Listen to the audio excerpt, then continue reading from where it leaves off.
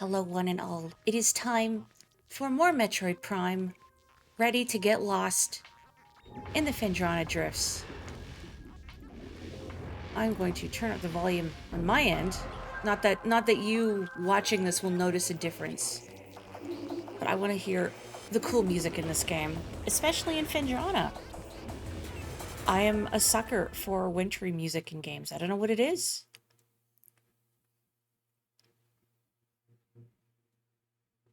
And I'm sure everyone watching this is probably aware now, but of course, we finally have footage of Metroid Prime 4 that we got on Tuesday, and I like to think that I somehow manifested it into being. Hello, Sammy, by streaming this game. Okay, to remember what I'm doing, I scanned all of these, right? Right? Okay, good, important. That's the most important thing in any Metroid Prime game is scanning everything, right? I scanned you, right? Yeah, Crystallite. I assume I have to missile those to kill them, but also, why would I kill it? It hasn't done anything wrong. Not yet.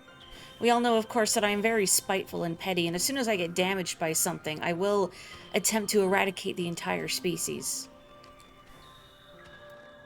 But I mean, they started it. Oh, why? I'm good at platformers, but platforming in third person, ooh, I don't know. Or, sorry, first person. Ugh. I'll get the hang of it. It's just weird when you can't see your feet. Like, and yeah, if you missed last time, I have just arrived in Phendrana. Oh, hello. Flickerbat, scavenger with optical camouflaging that renders it invisible to the naked eye.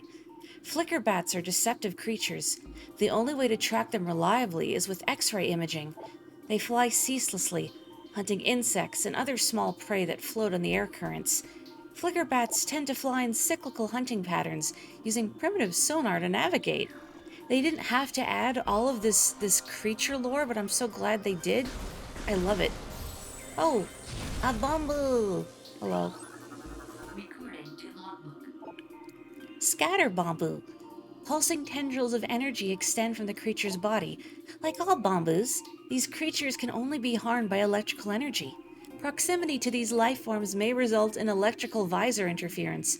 It is possible to avoid engaging scatter bamboos by rolling into the morph ball and slipping between the rotating energy streams.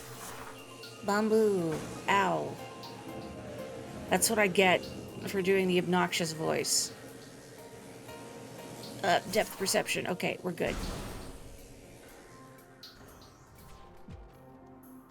It was a big task converting Metroid into first person in the first place. You know, you're right. And I can see why this decision would have been so controversial, but it works. Baby Sheegoth. Glacial predator. Ice shell protects vulnerable dorsal area. Young Sheegoths grow a resilient shell of ice on their backs, which serves to protect a layer of vulnerable flesh. With this being their only weak point, baby Sheegoths will turn quickly in order to not allow predators the opportunity to strike at their backs. Powerful hunters, they fire bursts of ultra-cold gas at potential prey, then feast on their frozen victim. You're not feasting on me today, bub. Hello. Oh, come on. Okay, so evidently I need you to, like, charge at me so I can missile your back, right? Or is that still not damaging their shell? Okay, that damages their shell. Somehow I thought the concussive force of a missile blast would be more effective on these guys, but no, it's this that reveals their squidgy interior. I feel kind of bad, but not bad enough to stop. Goodbye. Gamers here more likely than you'd think. Hello, everyone. I hope you're all doing well today. It's interesting exploring Phendrana because it feels like the opposite of what it is outside. It's like 20, it's like mid 20 degrees Celsius outside, which is a little too toasty for me, but of course I shouldn't complain. It's going to get even worse.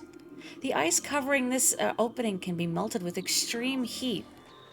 Oh, well, I'm too cool for that door. I don't have any heat on me yet.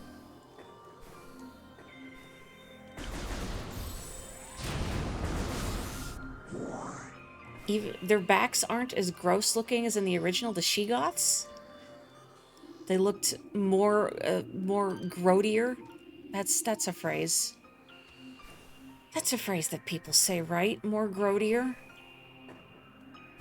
Oh, your AC is going constantly. Wish I had AC.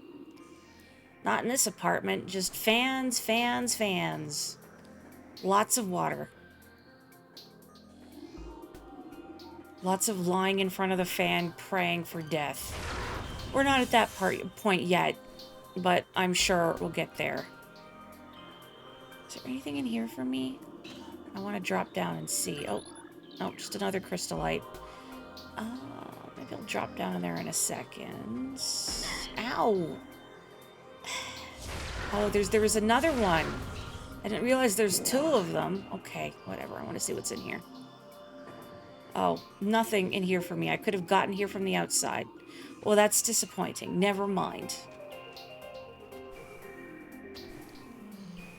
Now, AC, I think, is one of the things that you take for granted until you don't have it. Like, if you're used to having it and suddenly you don't, ugh, how do people cope? I mean, some people are okay with the heat, but I have, sorry, I just want to make sure I didn't fall. I have never really been that good with the heat.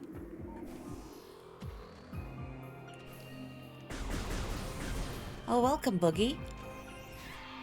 Oh, what are you? Ice burrower. Burrower adapted to sub-freezing climates. A hardy life form, the ice burrower has adapted to the frigid climate of Phendrana. It spends most of its time tunneling through the frozen soil, but will occasionally surface to attack passers-by. You know, you don't have to attack passers-by. You ever think about that? Try a new lifestyle. Adjust your lifestyle choices. Maybe you'll find you like staying underground and minding your own business better. Let's all try that. Let's stay underground and mind our own businesses. No, of course not. Can't have nice things here in Phendrana. Oh. And then I get impatient. And then I get hit a bunch. Oh. And now my visor's all goopy. Come on.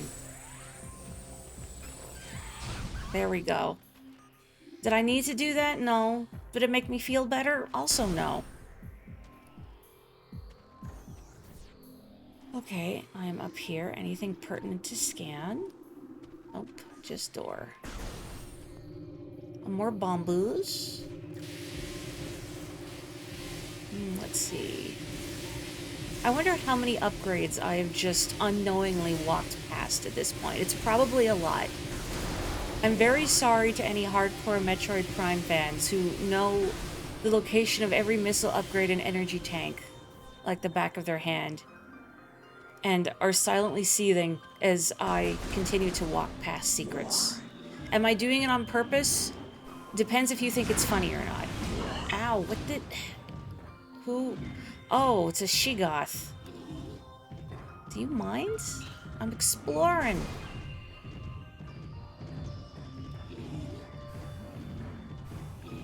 Oh, hey, hello, Nox and friends. A Nox raid. Oh, yeah, I guess Twitch is saying that it's my stream anniversary. Well, my anniversary of becoming an affiliate on Twitch. And I was going to, like, you can manually set the date for your anniversary celebrations, which I think just gives people in chat the party hat emote. But I didn't do that. I neglected to do that because I haven't been thinking about, gee, I should do stream anniversary. All I've been thinking about is Metroid and Yoshi, and that's basically it. Pull up my map here. Okay, so there's a mystery door to the bottom right that I can't open yet, so I guess I'll just press forward for now. Metroid and Yoshi are all you need in life. I concur. Hang on, this is...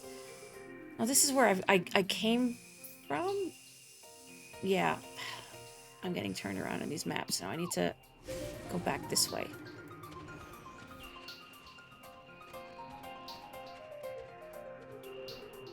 I was thinking the other day, I saw Andorra here stream some Metroid Zero Mission, and I was thinking about how when I play games solo, well, this is just where I fell before, and I got nothing out of this. When I play games solo, I feel like I can navigate fairly well. Like, my internal compass is pretty solid. But when I'm streaming, for whatever reason, just that all dissipates. I wonder if there's some correlation between the part of the brain that is used for navigation and the part of the brain that is used for forming coherent sentences and taking in other social cues. I wonder if they're sort of mutually exclusive. I can't do one without being completely honk honk bozo the clown at the other, you know? No, this can't be where I came from. It's a similar corridor, but I just blasted it open, so it's new. I am indeed missing a few. Good. Is it driving you crazy? And is it funny if I'm driving you crazy? Those are my pertinent questions. I want to break this. Oh, I see. There's bird lore. Oh, can I not break the big ones? Or maybe I just need more concussive force to break the big ones. Okay, whatever. Just give me the bird lore. Recording to logbook. Chozo script translated. So many creatures suffer beneath the blight upon the land, and we Chozo are no exception. But for all of our pain, we can at least believe in the promise of the future.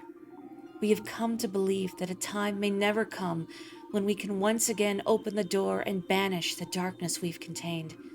Even so, our vigilance will forever remain. We believe that on some far-off day, a savior will come and continue what we have begun. For that savior, we will leave our ancient weapons and armor. The soul who can gather them will be the entrusted one, the only being who can reverse the evil that grows here. I wonder who that's for. Certainly not me. Do you see any entrusted ones here? I don't, baby Shegoth. Do you? You know, something about this thing reminds me of a Pokemon. Like, not exactly a specific one. Kind of Blastoise in a way, but like if it was a regional monstrous ice form of Blastoise that was maybe 30% cooler, but also Game Freak would never put it in the games because its back sprite would be too grody. Platform realignment successful. Oh, can we do that for my spine next?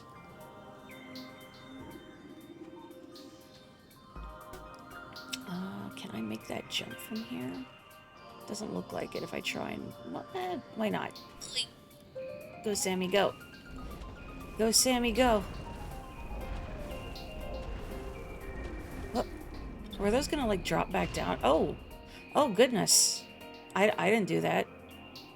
Samus is passive, making things self-destruct. Boost ball acquired. While in Morph Ball mode, press and hold L or B to charge the ball. Release after charging and get a speed boost. Additional data downloaded to inventory screen. I love data.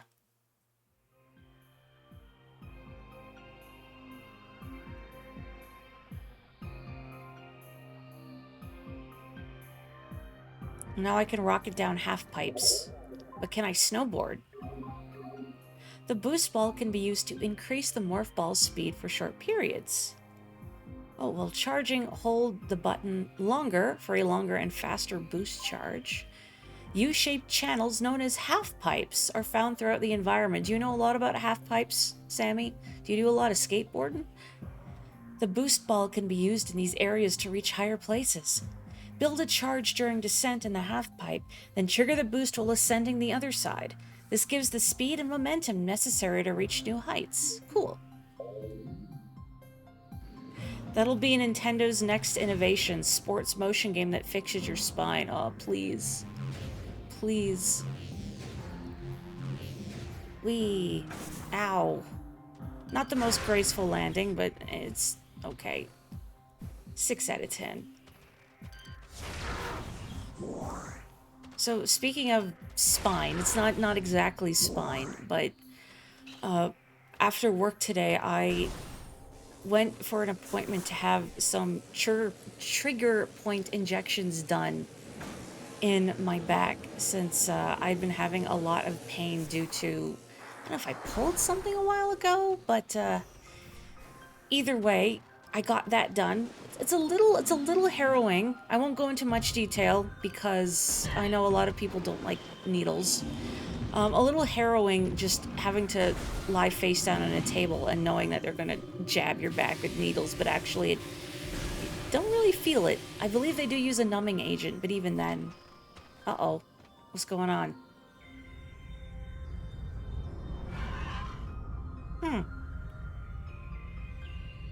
I wonder who that could be.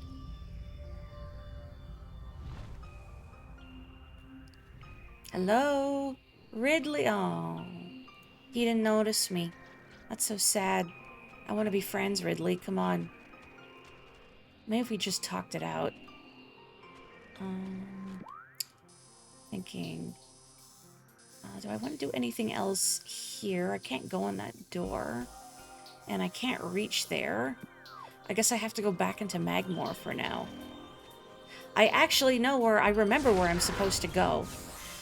But I remember when I first played this game, this was one of those moments where I was wandering around thinking, well, I have this upgrade. What do I do with it? Until my built-in hint system came in and said half pipes detected. Let's see, Magmore is this a ways. Your friend has serious spine issues and had to have injections in the past. I hope they helped. Even the doctor who did mine, beforehand, she had me do some stretches and things to check my flexibility and range of movement. And then she had me do it again after the procedure, and there's already an improvement. Since it's, like, kind of an immediate fix for a lot of things. Felt weird. Didn't really hurt that much, thankfully, but I'm glad I was very brave and I did it. But anyway, if I'm a little quiet today... Whoop, don't fall in the lava. If I'm a little quiet today, it's because I'm taking in the atmosphere, of course, but it's also because I'm a little worn out after all of that. Please understand. Okay, now where... Okay, where elevator I want to take to go to Talon Overworld West. That's where I want to go. So just directly across from me. Oh, and all the cameras are back. Great. Or the turrets. They're not security cameras, but they look like cameras. Probably should break them. Instead of just letting them shoot me and tanking the damage. I want that. Give me that, please. Thank you. Okay. Don't lock on. Lock on. Okay, 1, 2. Ow. Should have moved. Didn't. Whatever. We are free. Use chaff grenades. Well, unfortunately, Samus left them in her other suit. What can I do?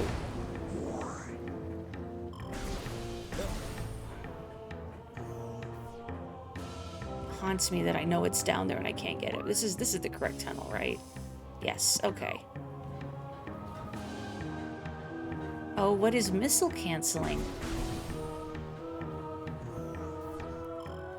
Do I want chat to write me a script for what to say? I don't know about that.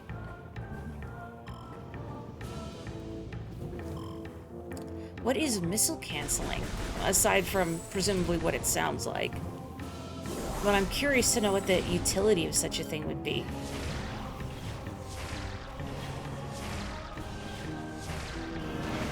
Goodbye. Oh, that's right, I can only break this thing with, bombs. Don't run into me. Please don't. What did I just say? Shoot regularly after missiling and you can immediately miss. Oh, okay, that kind of missile canceling. I could see that would be very handy considering your rate of fire with missiles is otherwise pretty slow. Am I going to jump directly into a jet of fire? Let's find out. There's a bit of a rhythm to it. Interesting. Ow. Ooh, my back.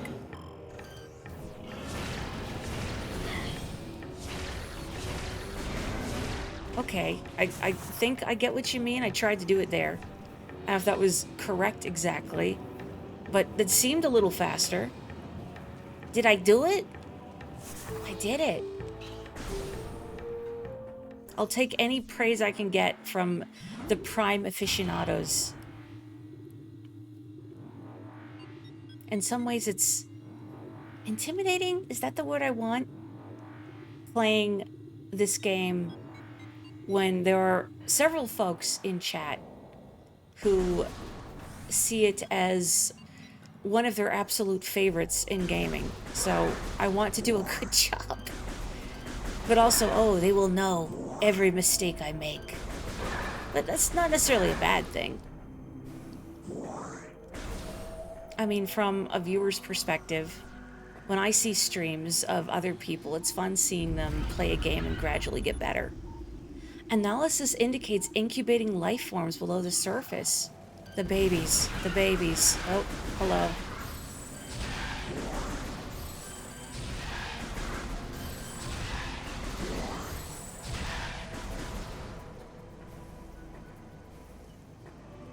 I'm happy I'm playing this too. I kind of debated it as a stream game, partially because of that intimidation I mentioned, knowing that this game is so beloved to many people. But I had such a good time playing it the first go around, and I thought, you know what? I want to play it again. And maybe I won't make a total fool of myself because I might remember where things are. Maybe. Dubious, but maybe. Hello, exploding plant. Goodbye. Are you dead yet? Or do I have to shoot one of its projectiles back at it? There we go. Okay. All better. Well, for me, not that.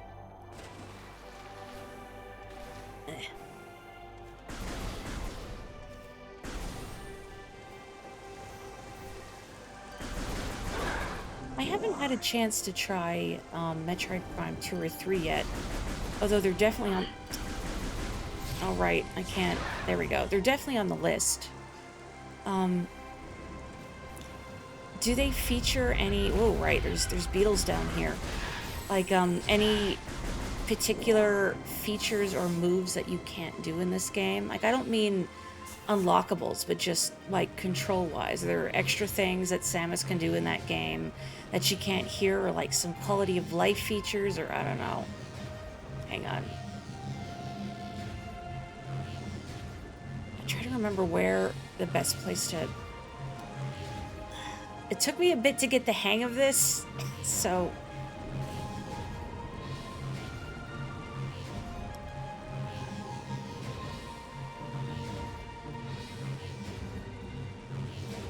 Getting there. Getting there. No, not getting there. Oh, hang on. What am I doing wrong? Should I hit it before the apex of my roll up the wall? Maybe I should. I'm doing it too late otherwise. No. I need to go up there, right? That's where I'm going, right? Where that single zoomer, gamer, which one they are? Gen Xer is? Hang on a second. Let me get a better look at where I'm actually going before I continue to embarrass myself further. Like, there? Maybe? This is where I'm supposed to be, right? So I remember the half pipe here. The stone surface this lichen grows on appears too smooth to be natural. The space pirates skating here. Oh, posture check. Thank you. You once watched a streamer take nearly 10 minutes getting up here. I'm not alone. I don't know if that necessarily makes me feel better, but a little bit, I guess.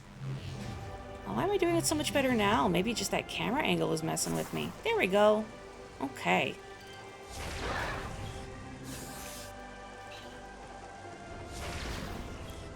Hang on. What element is this? What do I need? Is this not bombable? There we go. Forgot what my bomb button was.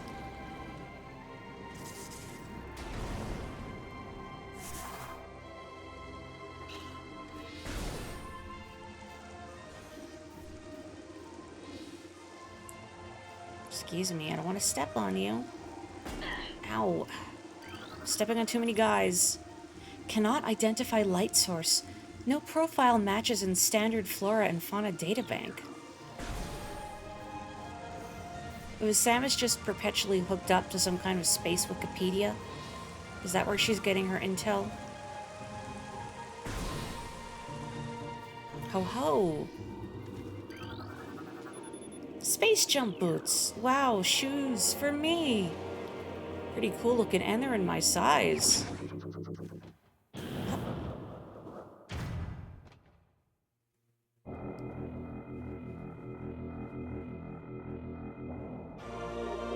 Space jump boots acquired. That didn't feel nearly enough like a Magical Girl henshin scene. Press B to jump. While still in the air, press B again to perform an extra space jump. Wow. The most important move in any Metroidvania is the double jump, of course. Shoes. Let's get some shoes. Oh my god, shoes. What am I looking at? Shoes. Boots.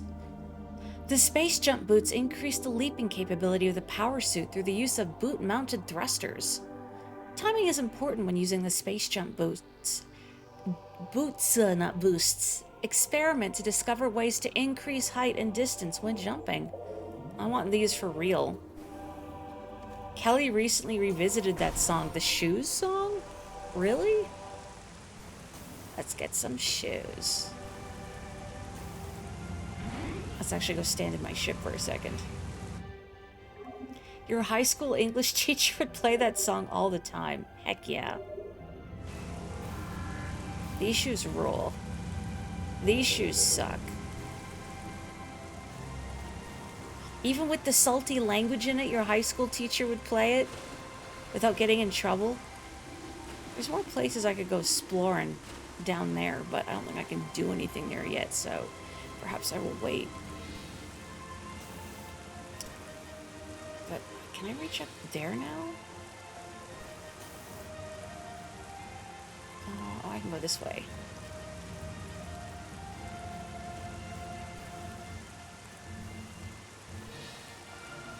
I assume this is regarding the space jump boots room, the light just shining down, creating a spotlight on an incredible upgrade that makes you feel like you can go anywhere. It's true. Until you quickly run into even more places that you can't reach. Oh, hello. Ooh. Seedling. Plant-based ground feeder. Dorsal spines can be ejected in self-defense. Blue brains. They're blue raspberry flavored brains. Ow. What? Stop getting me with your spines. Honestly. Ugh. There is a glitch on the original GameCube version that would let you get the space jump boots. Hang on, sorry. There's a cutscene. As soon as you arrive to the Talon overworld after the prologue, but it was patched out in subsequent versions. That's pretty cool, though.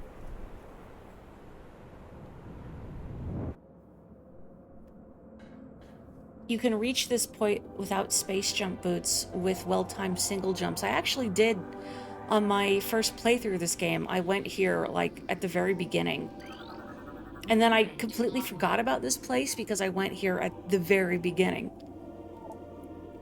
But I skipped it for now, well, at the beginning, because I knew I didn't have to go here right away. But now seems like a good time to get some lore. Log 10.308.0. Field team reports are in on an... let me try again. Field team reports are in on an age structure of alien design built on the surface of Talon 4. Studies show this structure projects a containment field. This field bars access to a prime source of energy within a deep crater. Science team believes the field is powered by a number of strange Chozo artifacts. We have found some of these relics, and studies on them have begun. As this field could hinder future energy production operations on Talon 4, we must dismantle it as soon as possible. If this means the destruction of the Chozo artifacts, it will be done. You know, I'm suddenly realizing that I kind of have a cut on the side of my tongue, and it's making me trip over my words more than usual. Open, open. Give me the bird lore. I wasn't going to say anything about a prime source of energy, but I was thinking it. It just seemed like a bad place to insert a terrible bon mot, you know? The containment of the great poison. This task has fallen to the Chozo, and we will not flee from our duty, even as we suffer with the land and its creatures. We will pour our will into the 12, the artifacts which form the lock that holds this great evil at bay in the depths of the planet. This lock must stand up to all who might come to assault it. To preserve the power of the seal and to protect it from those who would meddle for their own designs, we will spread the artifacts across the land, hiding them from prying eyes. The lock must never open until the day comes when this disaster can finally be put right.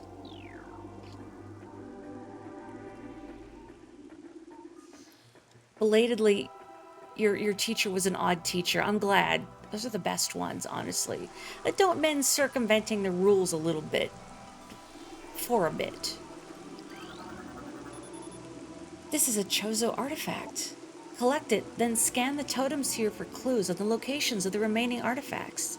Together, the artifacts will open a path to the center of the impact crater.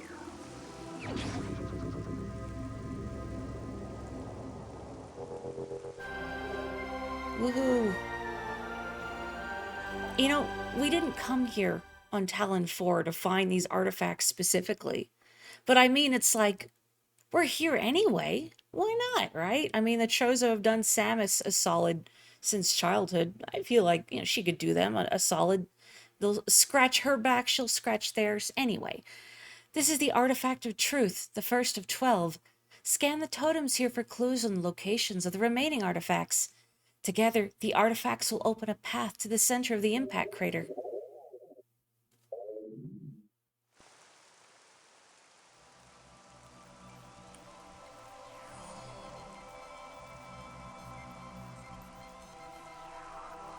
The most divisive part of this game? What, the artifact collecting? Translating Chozo runes on totem surface. Within the ruins of our home, we honor our fallen elders in a great hall. A chamber beneath the statue holds the artifact of worlds.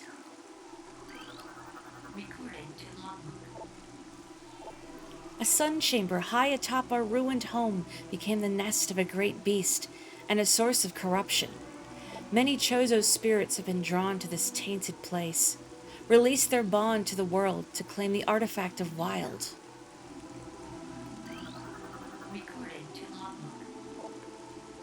People hate the artifact hunt, really. The heat of Magmor was a test for many warriors. A shrine in their honor holds the artifact of strength.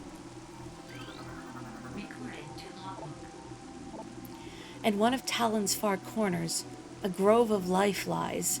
Reveal the pillar beneath the waves to find the artifact of Chozo. Oh, the artifact of truth has been returned. You have restored power to this Chozo totem. You're welcome, I suppose. Didn't really do anything, but you're welcome. Invaders have claimed Phendrana as their own. A tower sits atop their fortress. Collapse it to reveal the chamber where the artifact of Elder is held. I mean, I would collapse it without a reward, but that's even better. Recorded to logbook. A tall cave stands at Phendrana's edge. Seek the unseen entrance at its top to find the artifact of spirit. Recorded to logbook. There is a tower within the ruins where light always shines. Move through the waters there to find the artifact of Life Giver. You know, it's funny because when I first played this game and then came here right away, and scanning everything here is like the first thing I did, I then forgot about the artifacts for quite a long time. Until much, much later in the game, I think I found an artifact and then remembered, oh yeah, I'm supposed to be getting these things, aren't I? Also, this kind of looks like Samus's visor, just this front part. I don't know if it's intended to, but just a little bit. Recorded to logbook. Throughout our living nightmare, as we battle with this unyielding darkness, we Chozo see a light. This light glows with promise, chasing the shadows cast by the great poison and purifying that which has grown toxic. It is strange, though. At times it looks to our eyes as if the light coalesces into the figure of a woman. Burning brightly, the luminescence descends from space, then retreats back into the infinite blackness from whence it came. When this prophecy comes to pass, when the light recedes, the Chozo's long vigilance of containment will finally come to an end. Is that all the bird lore in here for now? I think, maybe? People put this in the same box as the Triforce Hunt in Wind Waker. But in Metroid Prime, you don't have to farm rupees to pay off a weird guy who is exploiting his identical twins to collect all the artifacts in this game. Unless there's like a Chozo equivalent of Tingle, which I really hope not, but at the same time I kind of wish there was. It would just be funny, is all. I guess I will head back to Magmor and Phendrana. Is this the fastest way there? I think so.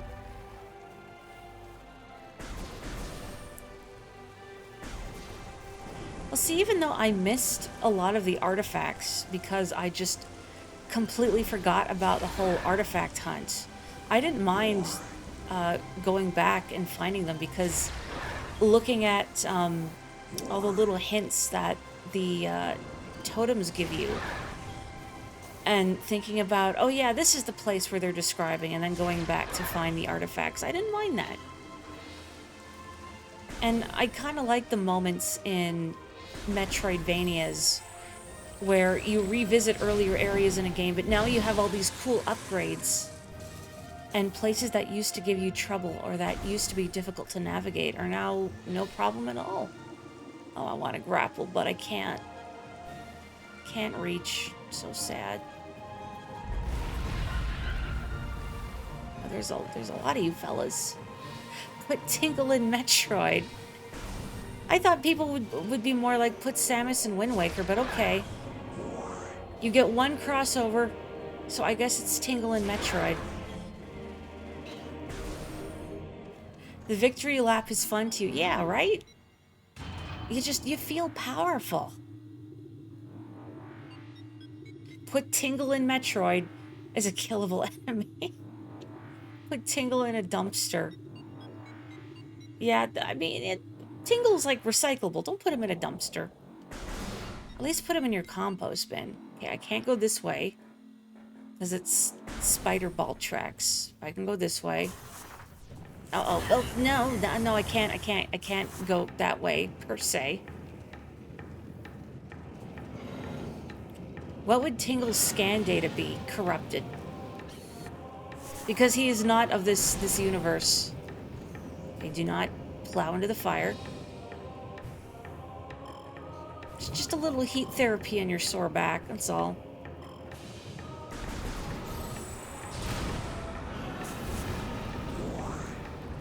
I don't like need to take that guy out, right? That Magmore. I could just ignore him, right? Oh, ow, ow, ow, ow, ow, ow, ow. Ag! Ow. Oh, criminy. What have I done? Oh. I did like the effect of all the magma sort of sloughing off my visor, though.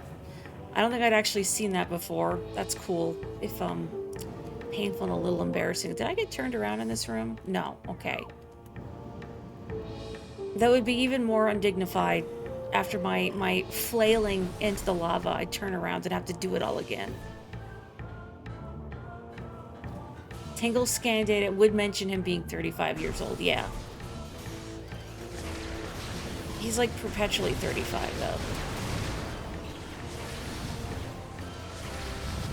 Ow. Please, I'm like trying so hard. Okay, okay.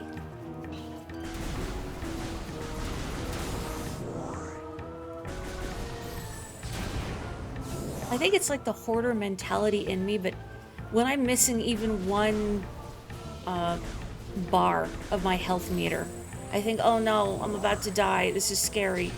What am I gonna do?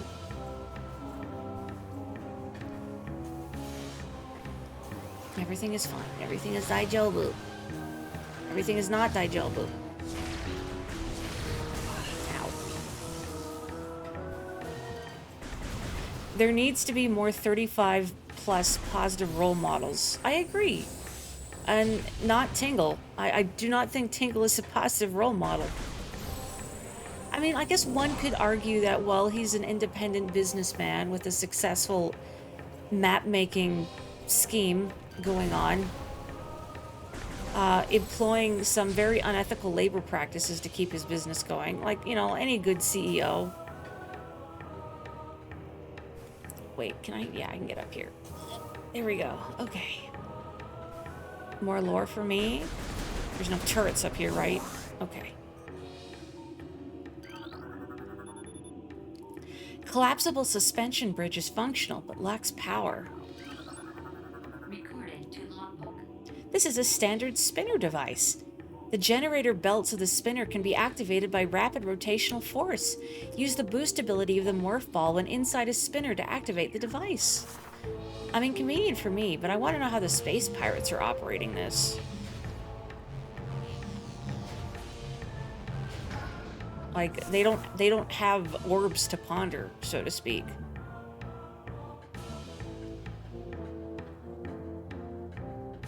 I think I speculated about that last time, but my point still stands. You know, it's like a Resident Evil game with a mansion full of esoteric locks and traps and whatnot. And I can't help but think about it from a world-building perspective and wonder, like, how did it get this way? Why is this place fitted with crests and medals and all these bizarre locking mechanisms? I'll take that.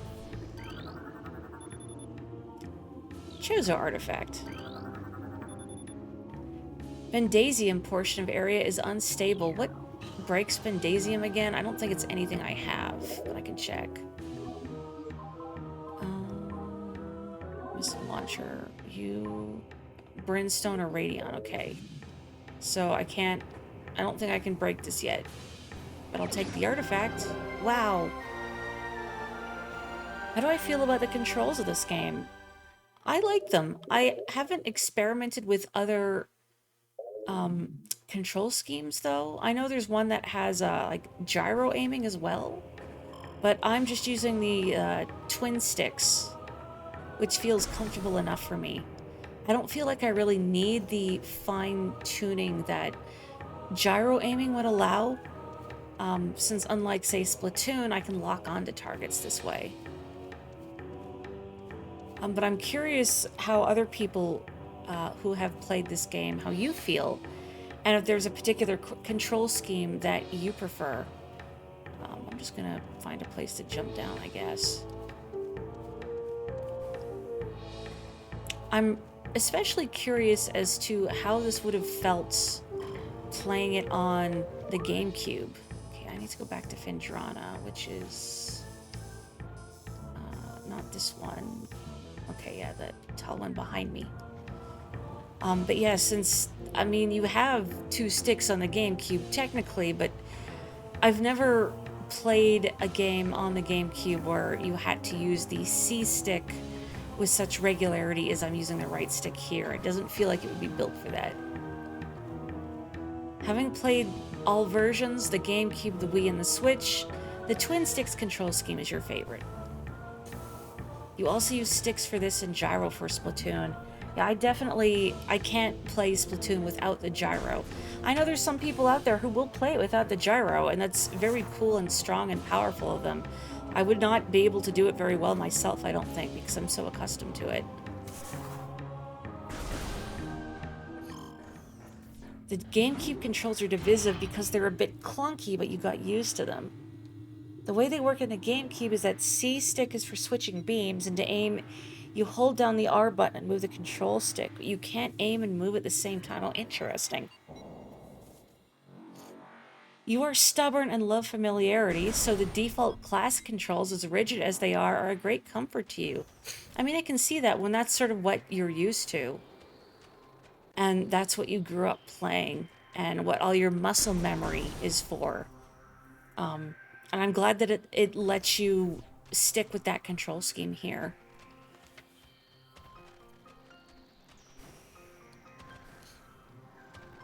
I mean, I've thought about trying to experiment and using like the there's a hybrid control scheme in here that I can use gyro aiming with, but I like it how it is now. Actually, also I should save.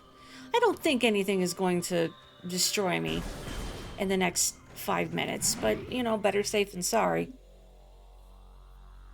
You tried playing for about a minute with twin stick and you were like, no.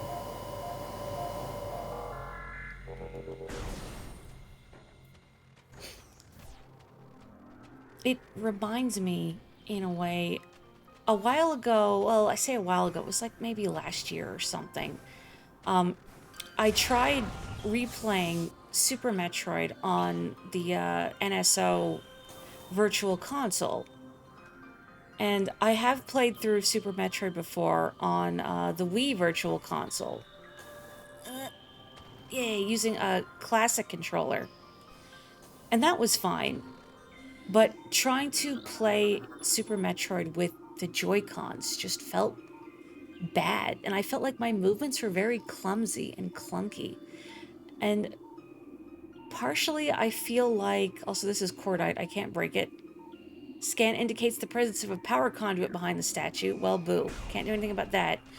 I don't recall having difficulties when I played with the classic controller on the Wii. But I felt like all my movements were clunky and cumbersome trying to use the Joy-Cons. Like, I would just fumble my inputs a lot. I feel like maybe if there was one less button to worry about with the Joy-Con, or just generally with Super Metroid's controls, like if you didn't have to hold down a button to run, I think it would be perfect. With the fact that you have to hold down a button to run. Buddy, can you, like... I don't even know what I want you to do, but not what you're doing. Can you, like, charge at me or something? Ow. It's not what I wanted.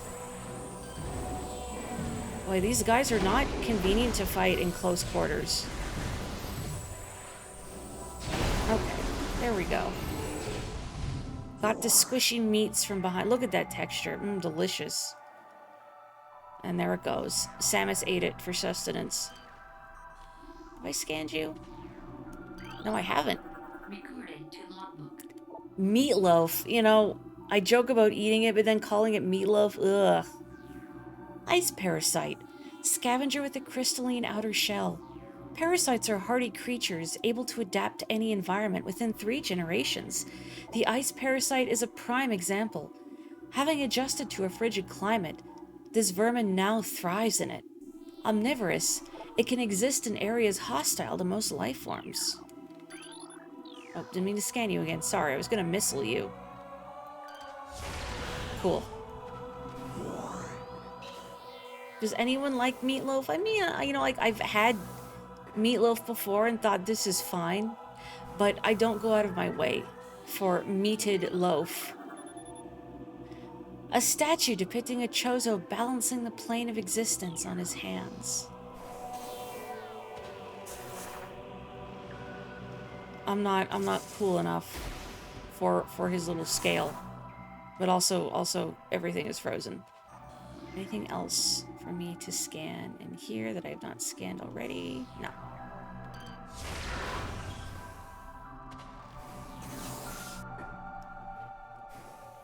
You don't like ground beef unless it's in burger form, or ground meat in general. I actually use ground meat out. What the heck just hit me? Oh, there was another guy.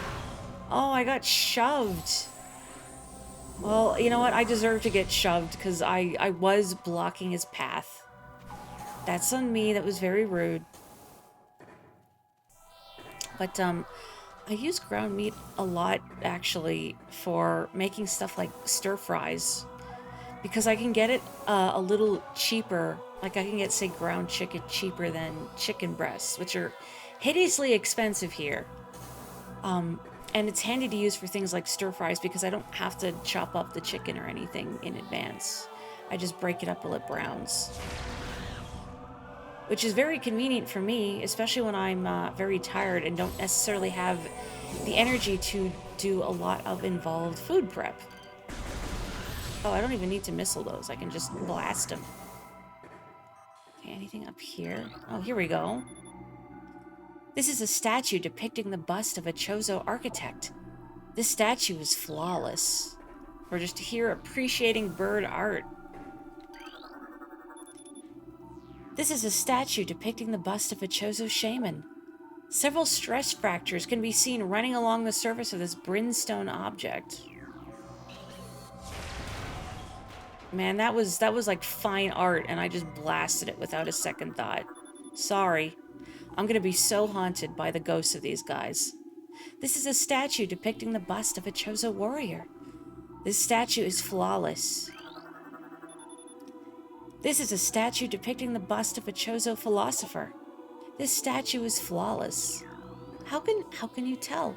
Are there markings on them that somehow denote their job title? I guess they are wearing different hats. Well, that one was presumably wearing a different hat, but it's gone now. At least maybe? Well, that one's different. These ones both look like horseshoe crabs. Don't put horseshoe crabs in your head. You know, it's the horseshoe crab wants it, I guess. But ask first.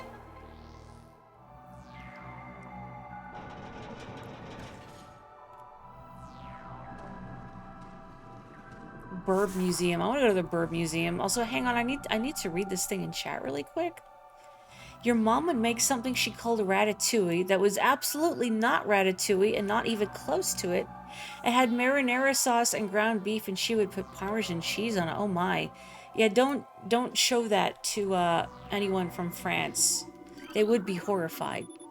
I know some people are of the mind that ratatouille is has a very specific preparation and ingredient makeup, and you don't mess with it, or else. There appears to be a shell of ice encasing a water basin. The water originated from the statue's mouth. Oop. The statue's hands seem to be frozen in place.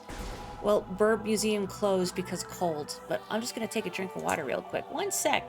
This fountain has made me thirsty.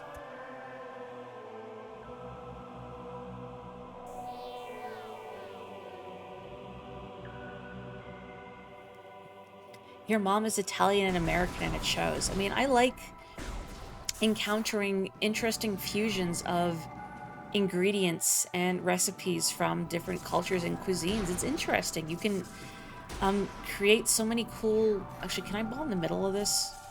Cool flavor combinations that way.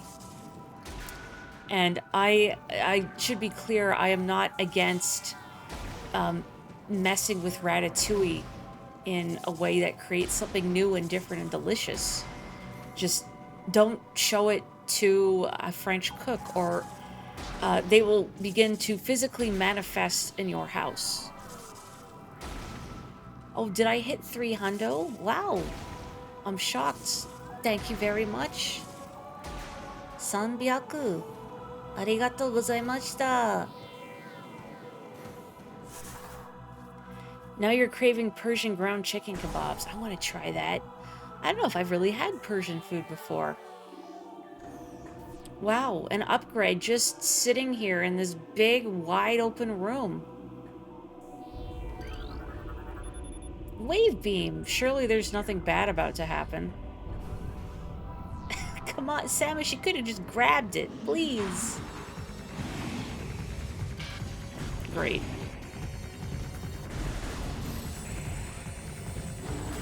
Ow. I don't think I should take contact damage from that thing. Maybe it's just scuffing the suit. Ow. Buddy. Buddy. Whoa. Hey, hey, hey, slow down. Slow down.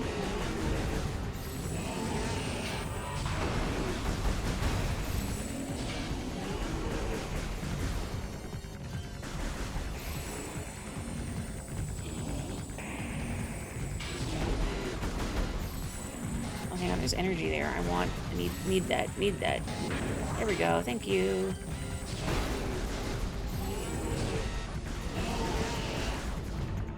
Okay. Mom.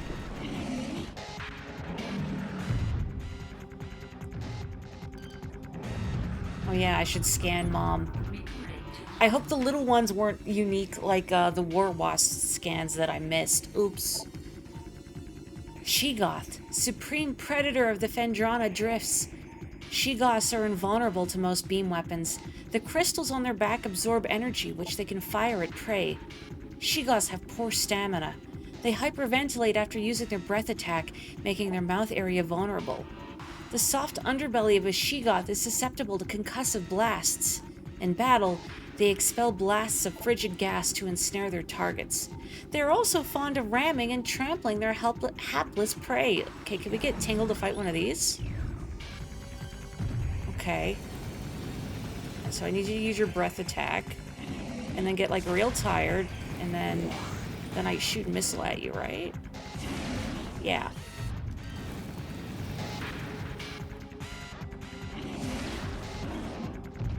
Whoop. Whoop. Whoop.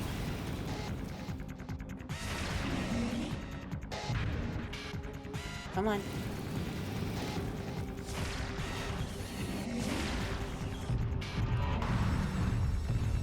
Whoa, whoa. Big teeth. Wow, please. Ma'am. Touch the suit. It's very expensive. Whoop. Whoop.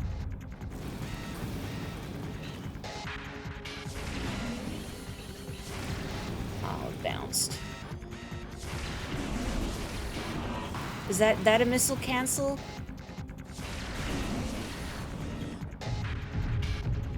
Ow.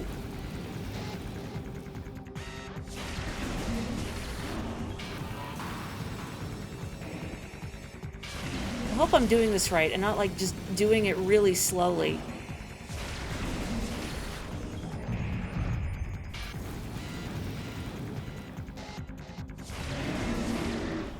Did I do it? I did it. You can also bomb the belly as an alternative method of attacking if you run out of missiles. You know, I was just wondering what happens if I run out of missiles. Because there would have to be a failsafe in place. Oh yeah, wave beam.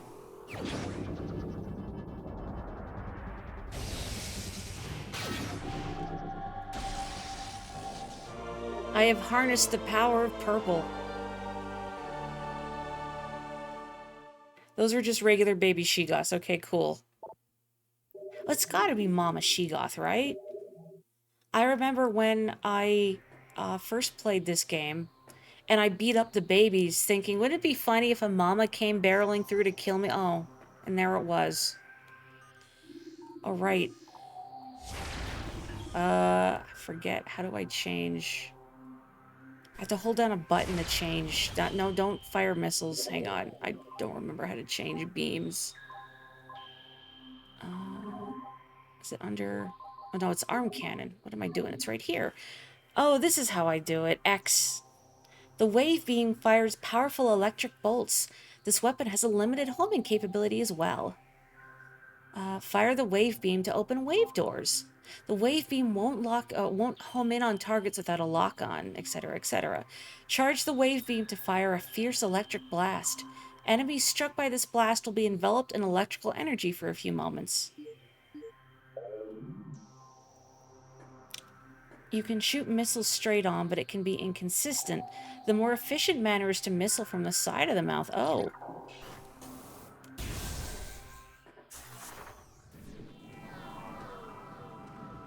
Well, it might not have been the most efficient Mama Shegoth kill, but I did it.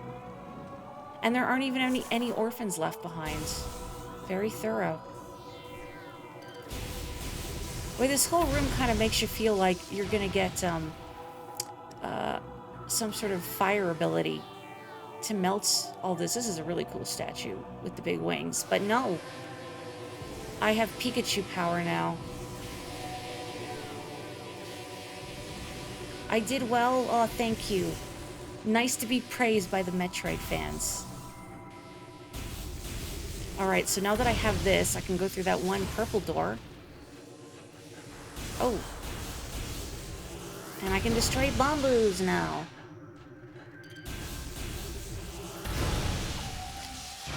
That fight took me longer the first time I did it, but I think because I didn't realize right away that I had to shoot it in the mouth like that, or like some of my shots would miss and I didn't realize I wasn't doing damage.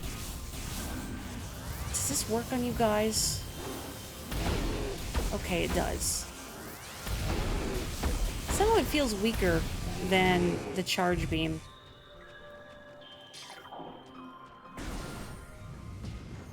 Let's save just in case.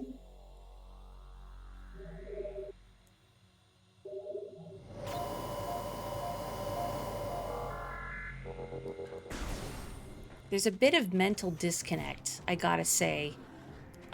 Being in this area, in all of this frigid Arctic splendor, even though right now I am entirely too toasty, sitting here in my apartment with a fan by my feet even. It's just too dang hot. This isn't where I came from, right? Right? I need to look at my map now. I'm gonna have a crisis. Where is that purple door? There's a purple door. Oh, here it is. Okay, yeah. So I keep going around. No, not this way. No. I'm staring at this map and I'm struggling to understand it. I need to go up here so I can get through here and get to here. But can I get to there from that way, or do I go this way? Because I need to go there. I don't know why I'm having like such a time parsing this 3D map. Okay, no, I need to go in this door up top.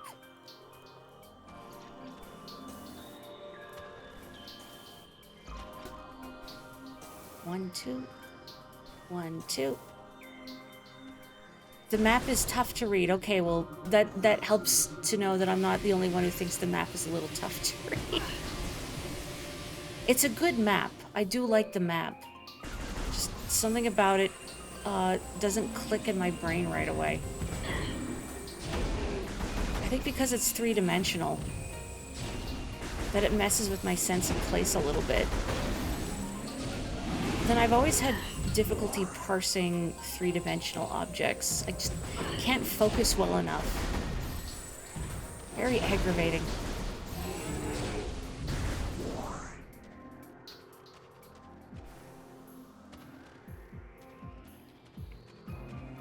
I'm trying to think, what's a game that has like a really good map?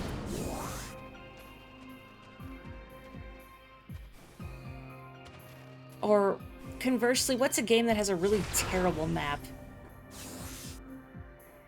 I know there's some real stinkers out there. Can I get up from anywhere in here? Did I scan this bird lore? I didn't. Recorded to logbook. More often in real life, you'd be using a 2D map. Maybe that's why it throws me off using a 3-dimensional one. Even though, because, you know, the rooms themselves are 3-dimensional, that seeing the height of things like doors and passageways is useful information. As the great poison reaches even further into the planet, we Chozo begin to feel the gnawings of despair. Before it is too late, we now make our last stand. We've begun to build a temple to contain this darkness. At its heart, we will place a cipher, a mystical lock powered by 12 artifacts and filled with as much power as we Chozo can harness. We wonder, though, even when we are done, will it be too late? And with the power of the temple and the cipher itself prove strong enough to hold back the poisonous tide that even now swells within the ground, threatening all life.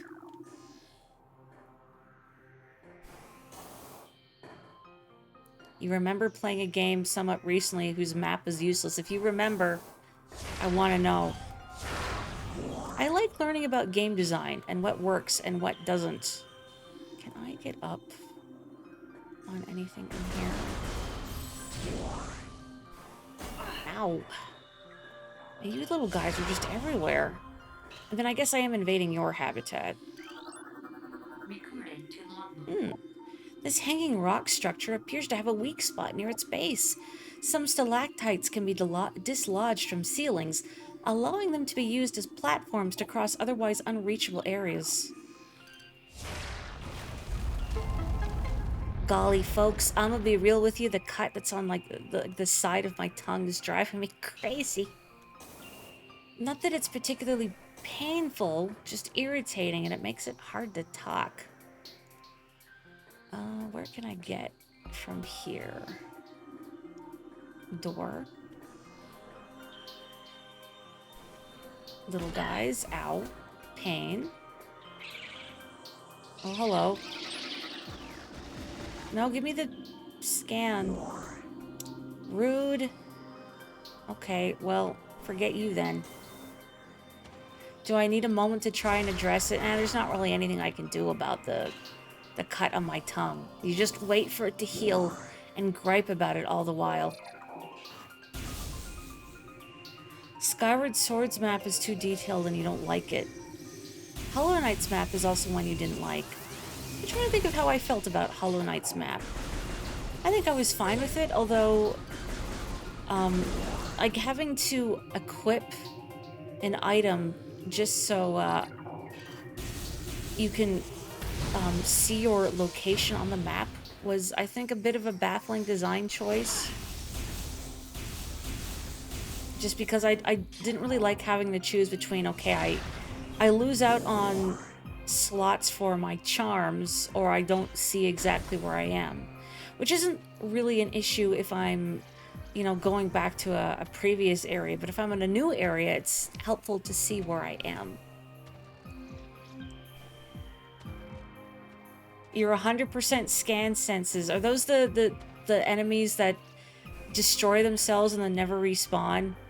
So I'm never gonna get 100% scan because those shriek bats just blew themselves up.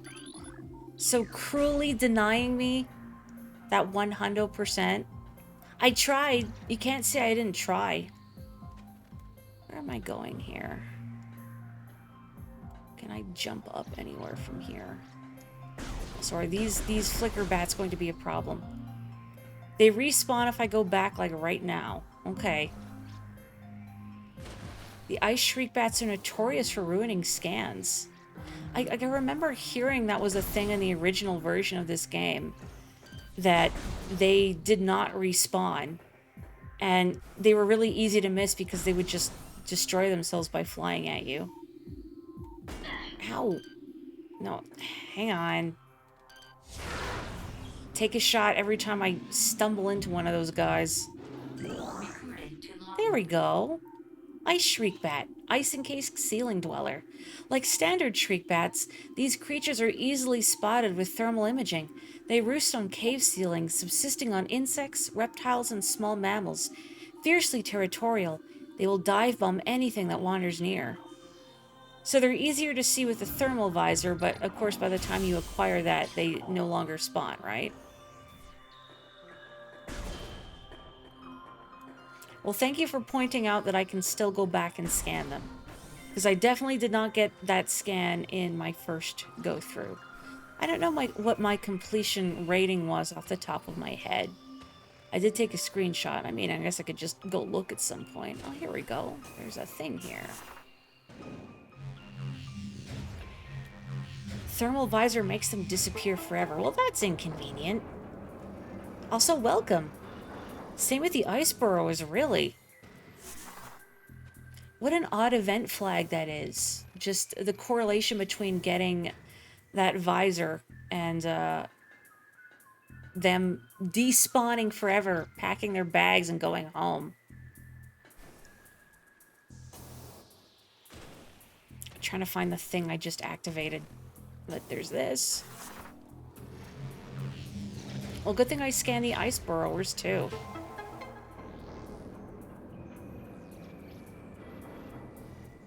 Okay, the hatches are open. Oh, here we go.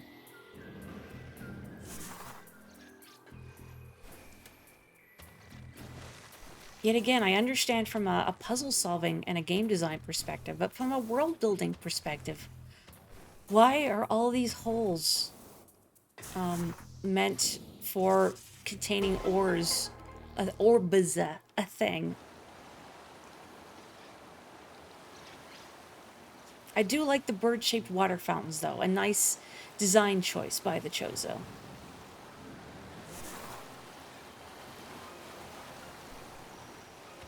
There we go. Oh, goody. Okay, this is where I need to go, right? I hope. Well, not exactly where I needed to go, but I'll take it. Wee. Cue the Sonic drowning music.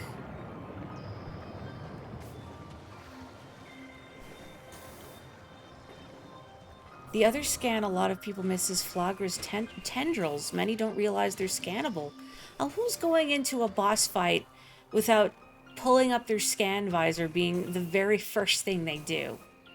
Surely it's not just me, right? There's a couple things in Echoes that make you ask, why is this a thing even more than these holes and slots? Oh, good.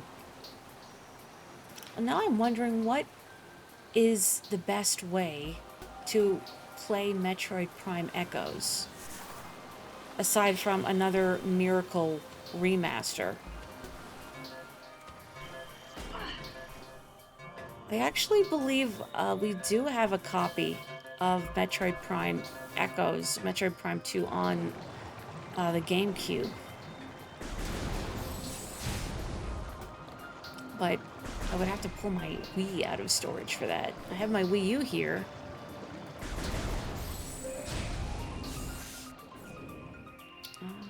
One of these leads to a save room, doesn't it? Let's go through the missile door. Oh. If only they hadn't shut down the eShop. Nintendo, why? Does the trilogy version force you to play 1 and 2 with motion controls? I mean, I would for stream. Although I would worry about using motion controls and flailing around and hitting the desk with the Wiimote. I've heard the motion controls are good, though. They make sense. And they're not cumbersome to use, and they don't feel arbitrary. But I've not experienced them for myself, so this is all hearsay. Schematics for Glacier 1 Secure Zone accessed. Personnel bound for research area proceed directly to checkpoint. Schematics for Research Lab Hydra accessed. To access Research Lab Hydra, proceed through the wave doors to the south. You only use the motion controls for aiming, so it's not intrusive at all. That's good to know. I mean, as much as I love most of what Nintendo puts out, sometimes there are arbitrary motion controls tacked on, and it's not the most comfortable thing. This door has no power, alas. I appreciate Nintendo's efforts towards innovation, but then sometimes you get things like Phantom Hourglass's control scheme. Uh-oh. Ow. Oh. Oh, hello. Excuse me, hang on, I need to take your picture first. Shadow Pirate. Pirate forces trained and equipped for stealth operations. A select group of space pirates have access to sophisticated cloaking technology. This gear drains high levels of power, however, forcing them to rely solely on melee weapons in battle. Used enhanced detection gear when fighting these units. Okay, I need some room, buddy. I'm stuck. I'm stuck. Criminy. Can you give me some space, please? I know door cannot be opened with this weapon. Hang on. I'm just gonna go back to use the save room and heal, because ow. I think that was entirely too much damage taken in such a short span of time.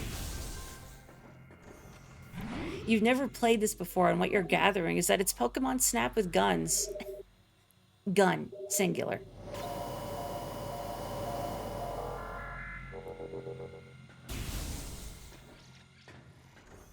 You know, I mentioned I hadn't tried the other control schemes for Metroid Prime Remastered, but I'm curious how the pointer setting works too. Okay, where are you? Oh, did I somehow already kill him when I went through the door? Well, never mind. Empty stasis tank used for biological specimens. Latent radiation readings indicate specimen was highly irradiated. Circuit breakers for lab sub-processing. Well, I can't break any of this stuff, so what's the point? Okay, all these irradiated containers. Pointer's a lot like Wii, but the cursor gets desynced often because it's gyro. But there is a recenter button to fix it. Oh, that's good. I hope it doesn't get decentered too often. That happened a lot in Skyward Sword. Granted, I only played the Wii version of Skyward Sword, not the remaster. Oh no. I'm not locked in here with you, you're locked in here with me, etc., etc. Hang on, I gotta take your picture. Space Pirate. Sentient aggressor species well trained in weapon and melee combat. Space pirates wield galvanic accelerator cannons and forearm-mounted scythes in combat. This species seeks to become the dominant force in the galaxy, and their technology may help them realize this goal. Ruthless and immoral, the pirates care little for the cost of their ambition. Only the results matter, and they take these very seriously. Ow. Give me a second.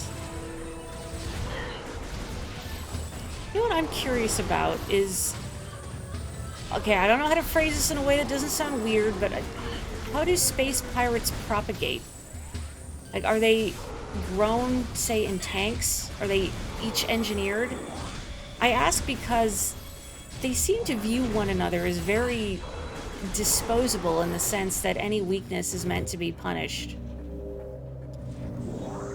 And it seems like dying on the job is simply a fact of life for space pirates. So I feel like whatever they're doing to ensure the survival of their species must be very efficient, considering how many space pirates they go through. Yeah, how do they expand their ranks? Unless there's like recruitment drives at like space pirate high schools, which is terrible to contemplate. Force field accessible only through space pirate bioimaging. Impossible to breach. Aww. Same thing.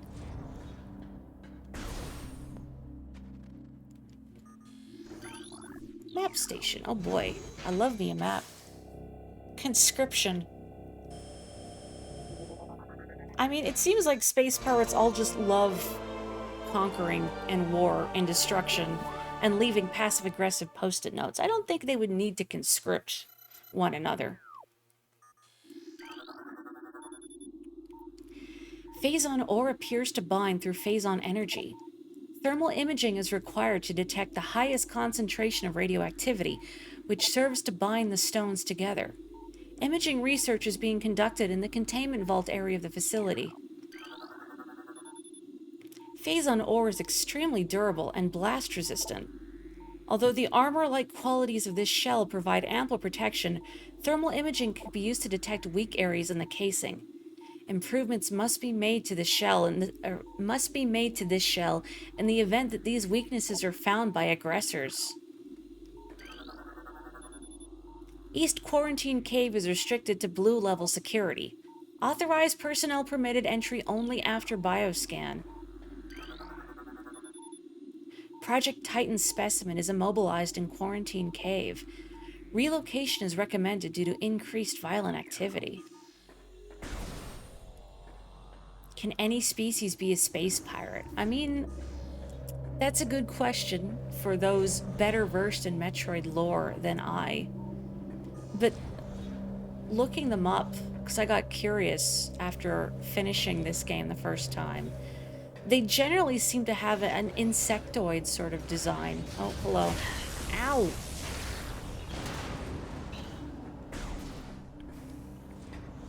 And they kind of give me the vibe of a species that is very much only we, the space pirates, and those who are genetically space pirates are allowed to command and conquer. Red alert, if you will. So I don't think they would allow outsiders, but I'm just speculating. The space pirates look distinctively different in every game, so it can either be assumed they are multiple species or there was no consistent design. I mean, I kind of wonder if it's not the latter, just because, especially for game series that have been around since, the early 8-bit days, that designs are very prone to changing and evolving as technology improves. So it's hard to say if it's like the way they look now is a retcon of how they used to look in previous games or not. Access to research lab, Hydra granted. Oh boy.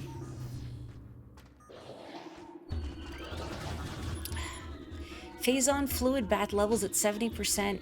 Checking diagnostics per procedure 12.003.8. Alright, I'll snoop on stuff later.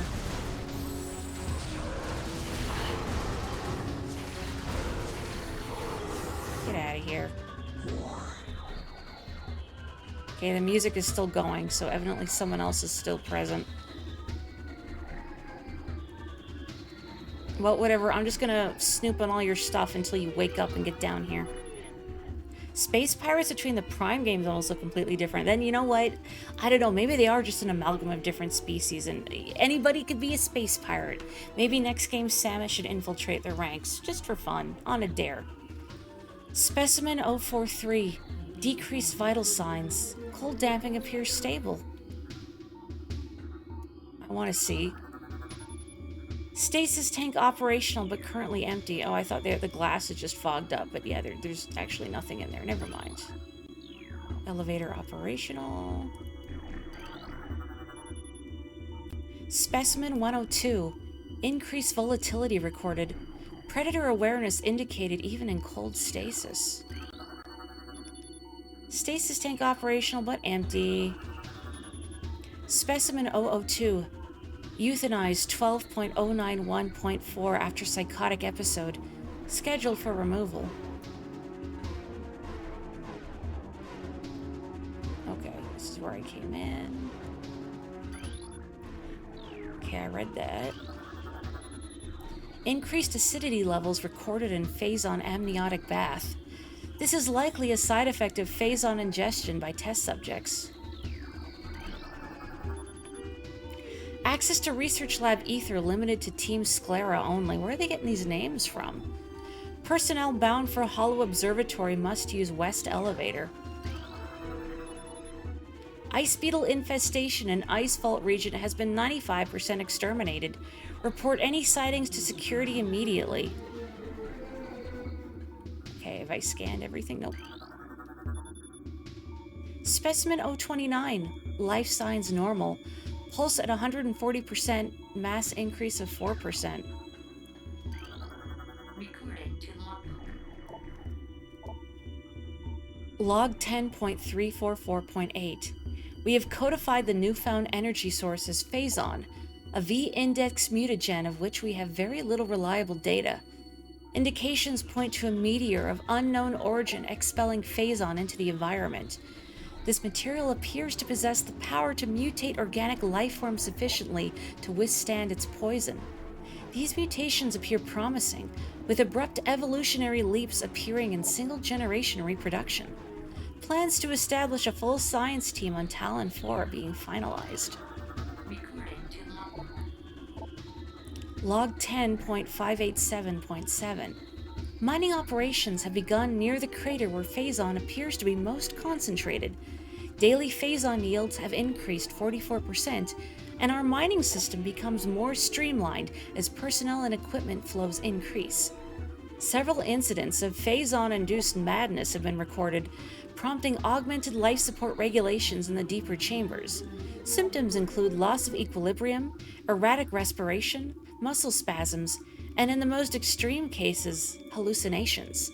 A timeline reassessment for the refinery operation is recommended, as the material proves more unstable than the initial analysis indicated. Also, welcome! Xenome SA is undergoing relocation to Lab Hydra. Subject's transfer ordered after a pronounced increase in aberrant behavior. Security clearance ADR-13. How interesting. What did I think of Metroid Prime 4 footage? I was really happy to see it, honestly. Just something.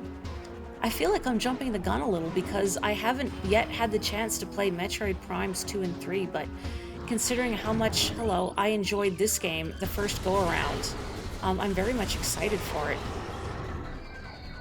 And it's really cool seeing just the graphical upgrade, I suppose. Not that I'm usually one to care a lot about graphic. It's not so much like the quality, the fidelity, so to speak. It's more just the textures, the art direction. I'm intrigued. Apparently there's a character from Metroid Prime Hunters present, but I hadn't played that one, so I was not familiar with him. But I'm glad Nintendo is finally giving some food to Metroid fans after years of radio silence. It's like they finally remembered that this franchise exists. Is that all of them? Are you done? The ideal game to end the showcase with. I agree. I was very pleased with that direct, but, even if there was stuff in there that wasn't for me, it's just fun to watch. Nintendo Directs generally do not make my brain feel like leaking out my ears, unlike things such as the Summer Games Fest, just giant commercial. I can't do it. But Nintendo Direct's fine. Transfer of specimen 344 to Lab Hydra complete. Further infusion suspended pending security assessment. Prep work on all empty stasis tanks must be completed before specimen batch Y arrives on 12/3. Dates. Mutation strain 7765, or is it 776V? Whatever, shows massive absorption capability influx. Strain replication is now underway. Gosh, what is this thing? Looks weirdly familiar. Phazon batch 1734.D shows mandible mutation across all subjects. Cross infusion with batch 1622.G recommended. Xenome behavioral patterns show decreased reflex activity at temperatures below freezing. I mean, you could say that's true of most species, I think. The biggest comedy option would have been for them to reveal it's a Hunter's remake. Nope, not that. They're going to remake Federation Force first, of course, before they remaster 2 and 3. Specimen 70. Optimal absorption mutation has led to unexpected degeneration of internal organs. Oh, cordite casing of column. A shame I can't break that yet. Warning. Do not handle sedated xenomes without proper ice containment equipment. People breaking OSHA or making OSHA violations left and right. Typical. I bet these space pirates don't even wear proper PPE. Strain 776V has been successfully replicated. We have named it Strain Vertigo. Mutation of beta xenomes proceeding. Daily decontamination is now required for all personnel working in lab ether. Recording to logbook. It feels like space pirates are somehow very mindful of safety and security procedures and yet very negligent of them at the same time. Log dates. Research output Glacier 1 in the Phendrana Drifts region of Talon 4's mountains is operating at 85% capacity. Sub-zero temperatures have made the Metroids sluggish and easy to control, even those well into phase-on infusion cycles. Cold containment stasis tanks are sufficient for the juveniles, but some of the larger Metroids have been moved to quarantine caves for safety purposes. Security doors remain an issue, as malfunctions due to ice occur every day. Large predators in the waste are also a concern, as they continue to kill personnel and breach secure areas. Unfortunately, it has become clear that our containment teams cannot neutralize all of them without a vast increase in munitions and soldiers. Ah yes, short staffing because corporate is cheap. I know all about that. Tissue samples from stasis tanks must be hand-carried to Lab Hydra for analysis. Notify security of all material moves. Viral pathogens found in several xenomes have been traced to phase-on batch 1664.Z. Terminate all subjects. I am going to take a sip of water after all of that reading. One moment.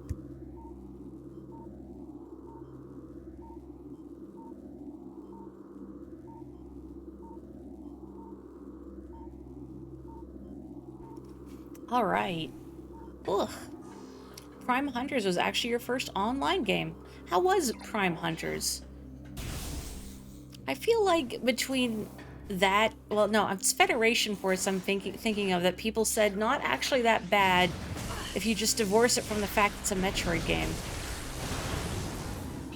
Because I could completely understand the disappointment when a series that you have loved that has remained dormant for so long finally receives another entry, but it doesn't have any of the charm points which made you love the series to begin with. Oh, this is not a new kind of turret. I thought it was. It is not. Just a regular old annoyance. Oh, I will posture check as well. Thank you. Ugh. Yeah, even in sci-fi worlds, corporates mucking things up. Figures. Yeah, I'm also pleased that, I guess, not that I put much stake in the ye old algorithm, but I'm happy to have found other people, or rather other people have found me through Metroid and also Yoshi's Island. Again, you must excuse any fumbling, bumbling, and stumbling. This is only my second time through Metroid Prime, but I am having a great time with it. I will walk past upgrades, and I'm very sorry. Aw, goodbye. As an aside, oh, excuse me, I was fighting that other guy. We were having a moment. It's kind of hard not to feel bad for the Metroids in the sense that they're used as a vessel for the space pirates' research into Phazon and are having all of these horrific experiments done to them. I don't know exactly how sapient Metroids are, although Super Metroid, if nothing else, makes me think that at least they have some degree of awareness. I mean, they're just little guys. Granted, they are little guys that will latch onto you and suck out all of your delicious juices, but, I mean, that's just nature. They just gotta survive. Upper node of astronomical holographic projector is retracted and inactive. Holographic projector extensions are currently inactive and need to be manually rotated. Use the spinners at the base of the projector to move the arms into place. I gotta ponder me orb. Oh, you found my demo playthrough of Veritas. Oh, thank you. Looking forward to the full thing myself. Can't wait to fall into another half dozen pits. That's my talent. Holographic spatial schematic is in lockdown per Security Directive 2.23.445. Holographic sequence initiated.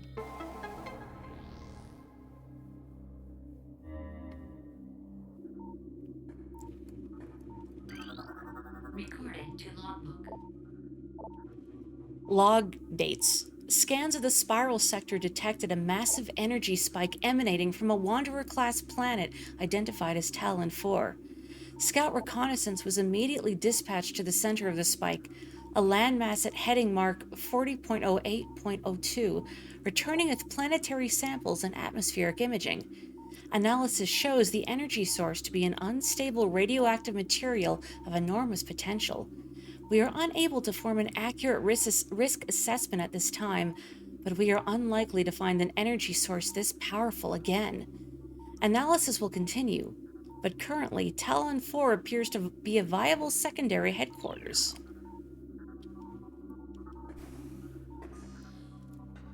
That's a good question, actually. What people's favorite form of Metroid gameplay is. If one likes the first-person exploration of the Prime games, or the side-scrolling Metroidvania experience from things like Super Metroid. I haven't played enough to have an informed opinion myself. I think generally I'm drawn more to two-dimensional games because that's what I was born and raised on. Yeah, sure. Pretend that made sense. So working in 3D always feels slightly disorienting to me.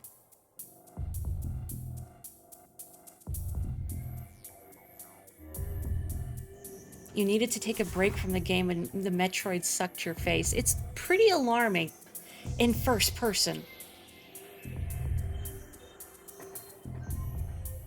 Where?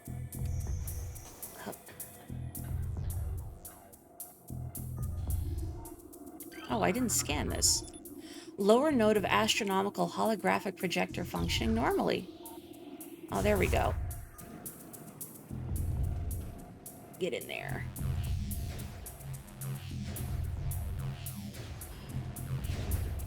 Oop, did I just launch my... No, okay, it finished charging. I thought somehow I managed to launch myself out of it despite Samus being locked in place. But yes, I have been gaming since the Super Nintendo days. Not to date myself. But born and raised on the Super Nintendo and the Game Boy, etc. I've been playing Nintendo for a long time.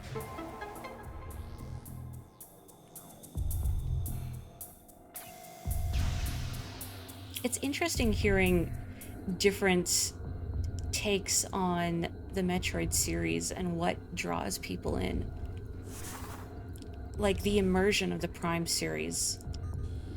And I do agree that the first-person perspective here, I think, actually does a really good job of immersing you in these environments, when usually I find first-person perspective in games to be somehow less immersive to me. But it works. Maybe also because sometimes you turn into a morph ball and then it becomes third person again. Planet Ormine the second. It's probably Ormine 2, but I like to think, please, my father was Ormine. Call me Oro. Mass, 2.3 trillion teratons. Profile, an uninhabitable wasteland savaged by nuclear dust storms and constant seismic upheavals. Great place for a vacation, I bet. Planet Billiam, mass 3.8 trillion teratons. Quarantine, atmosphere is rife with Miteralis, a sentient gaseous global exterminator virus. Good gravy. You know, I thought the space pirates were bad. Never mind. Planet Twin Tabula, 4.1 trillion teratons. Planet is best known for twin fever, a disease caused by a viral strain native to Twin Tabula. In the early stages of the disease, victims suffer from double vision. When the twin sight fades, the victim is near death. Oh, great. Is there a place that won't kill me immediately? Planet Zebes, the Big Z, 4.8 trillion teratons. Planet's crust is primarily earthic ore, making it ideal for subterranean construction. A Class 19 planet, Zebes, every time, is inhospitable to most bioforms. The world was considered unremarkable until it became a base for space pirate forces. Oh, I scanned 50%. Wowee. I want to say Zebes as well, but I think it's Zebes. I feel like I've seen the katakana before, and I want to say it's Zebes. Maybe if somebody brings up the katakana from a wiki somewhere, and then I'll know definitively. Talon 4, 5.1 trillion teratons. Ecosystem studies indicate that Talon 4 was a biological paradise prior to the impact of an extraterrestrial object. What remains of the biosphere is slowly fading due to exposure to phazon radiation.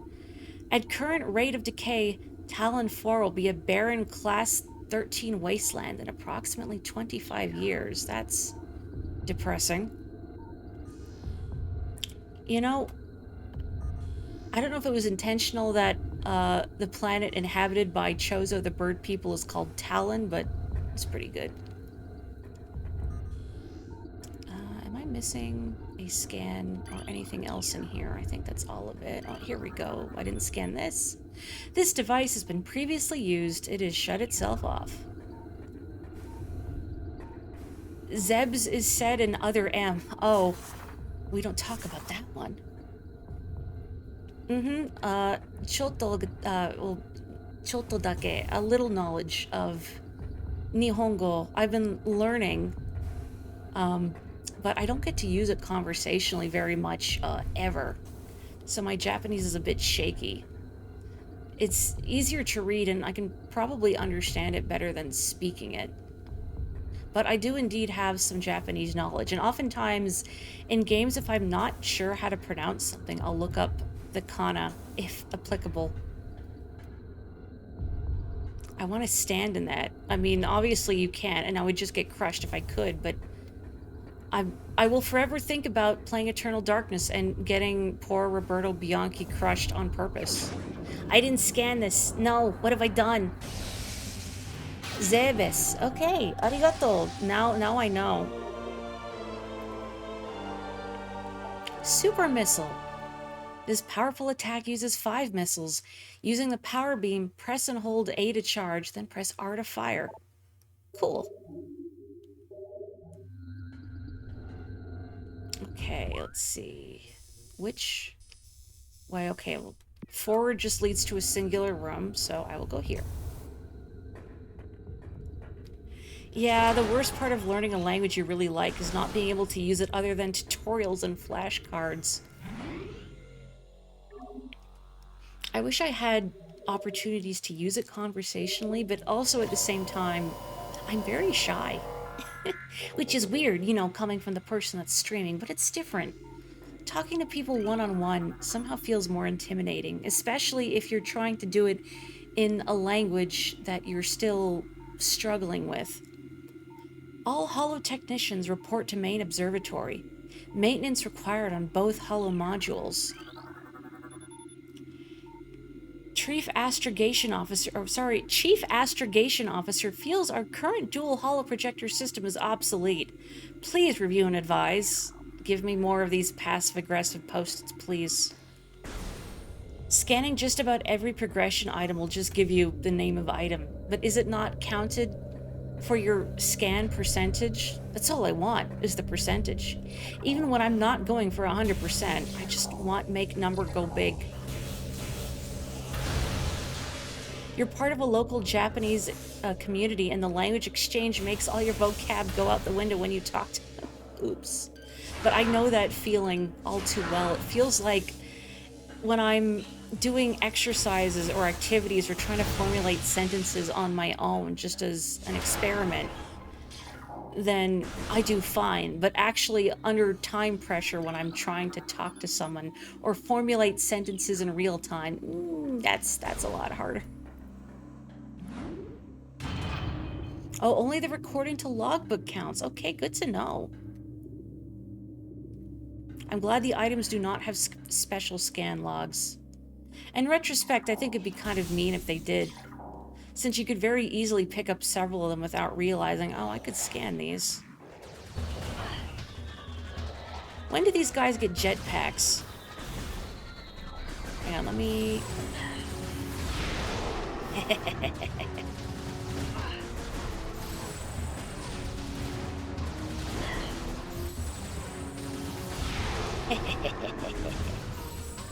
Granted, am I taking a little more damage than necessary doing this? Maybe.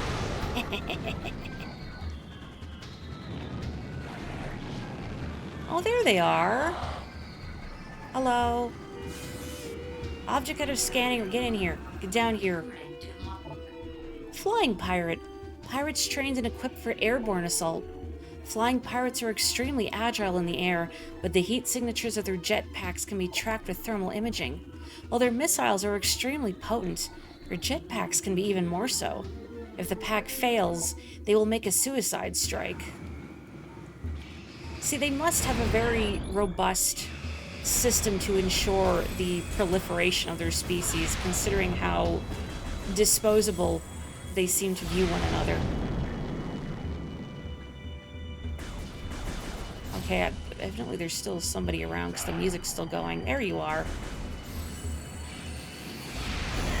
Wonderful. Oh, nope, there's more. Ah, come on.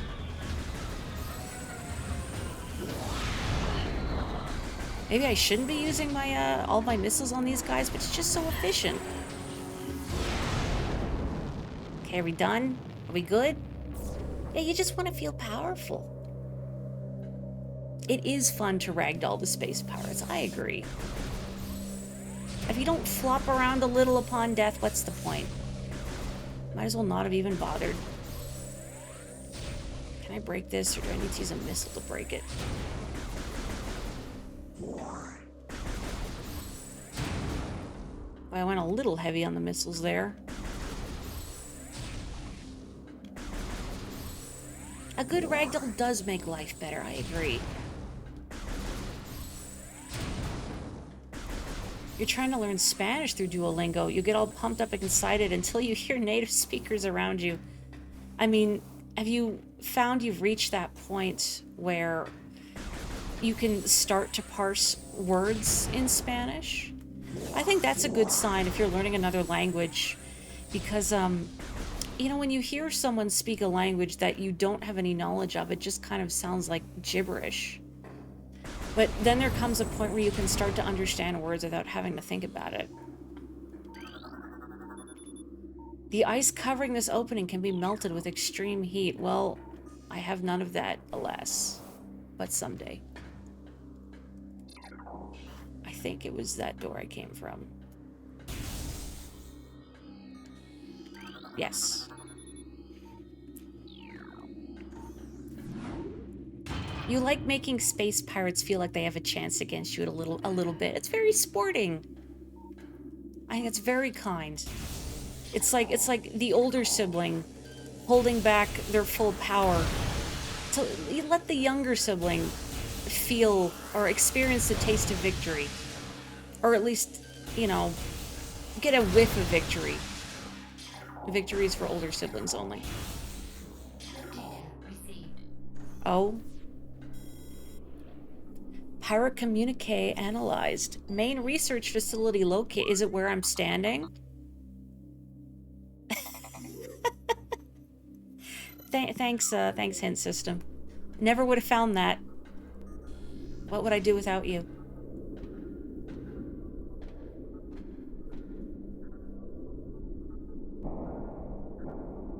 Hello. The baby, the baby, the baby.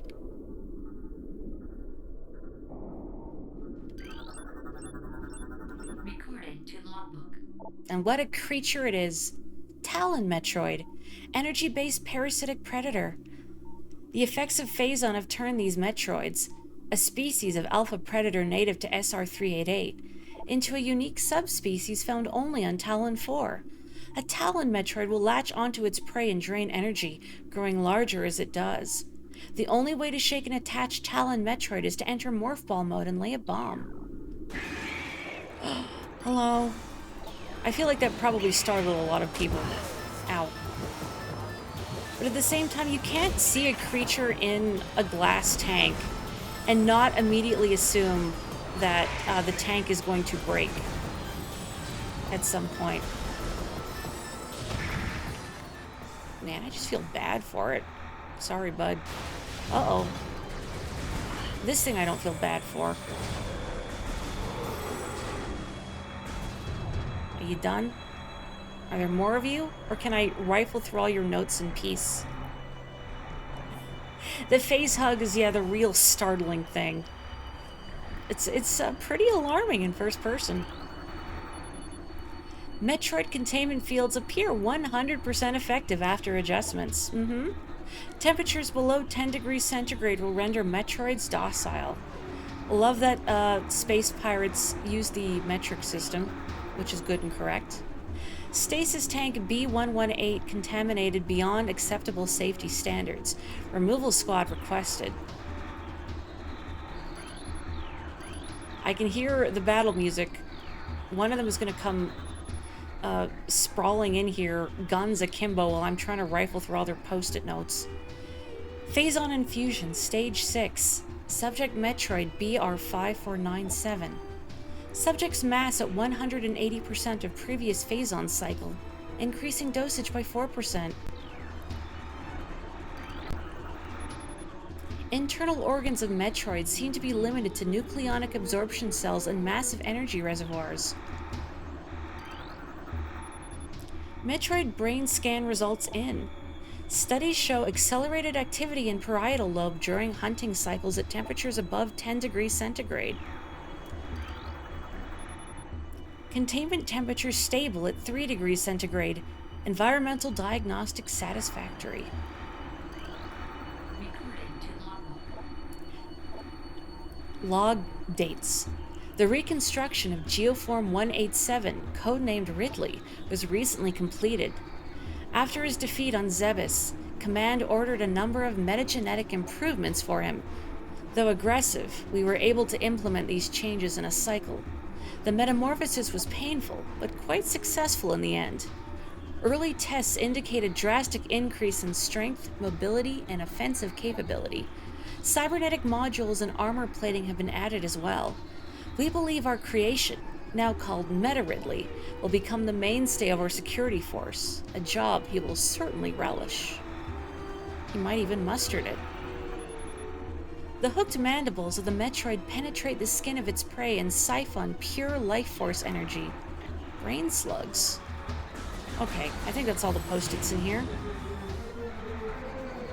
Hello, Rai fam. You know, I had a hunch you were following the hockey news. I've been hearing a lot about it at work. Log, well, 10.444.4. What a lucky number. Initial transfer of Metroids to Talon 4 research facilities has been completed. 3 were terminated in an incident at the landing site, but the others were pacified and transported safely. Initial Phazon infusion testing is underway.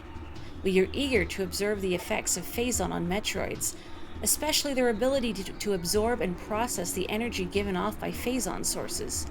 Early research suggests a considerable growth in power and size.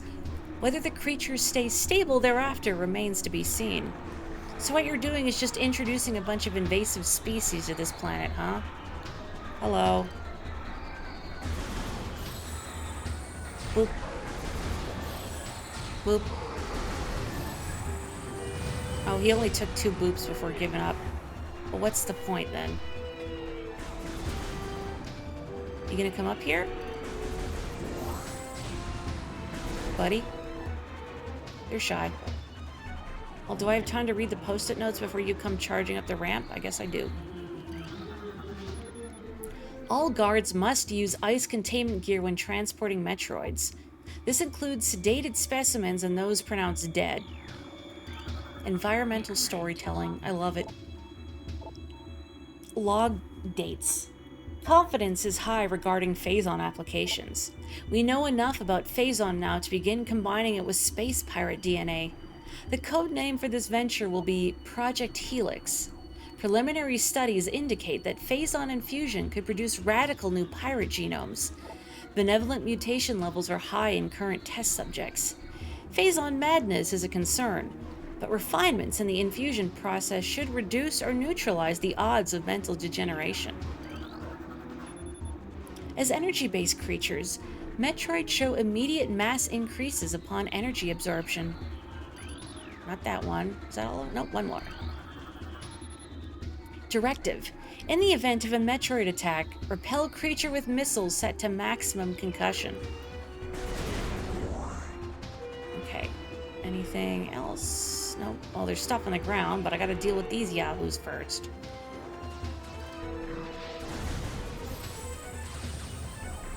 If I could just shoot you from up here, that would be very convenient. Ow. You know, it doesn't work both ways. Well, it shouldn't work both ways. Yeah, walk into the lasers.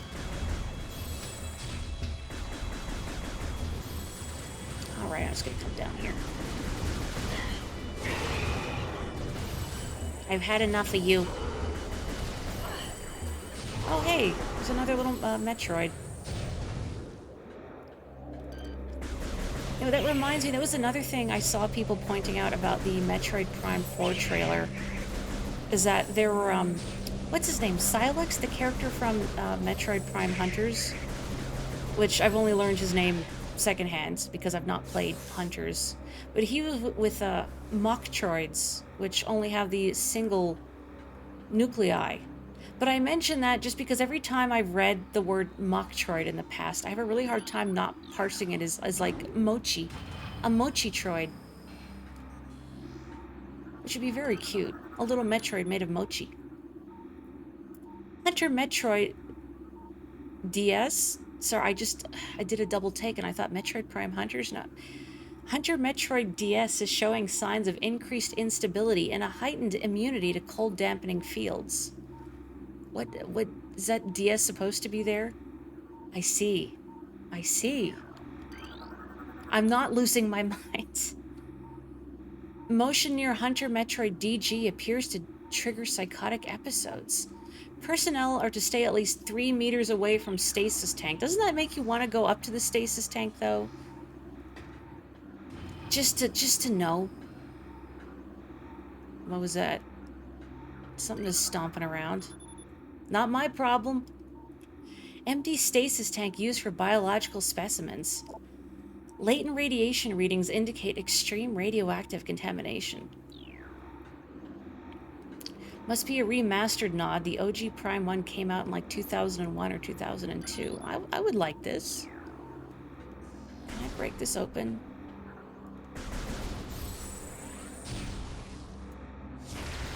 There we go. You know, somehow I wasn't expecting the missile to work. Because these tanks feel like they will not break unless the plot dictates they break. And something hops out to attack me with a little jump scare. But I can just do that. I have that power.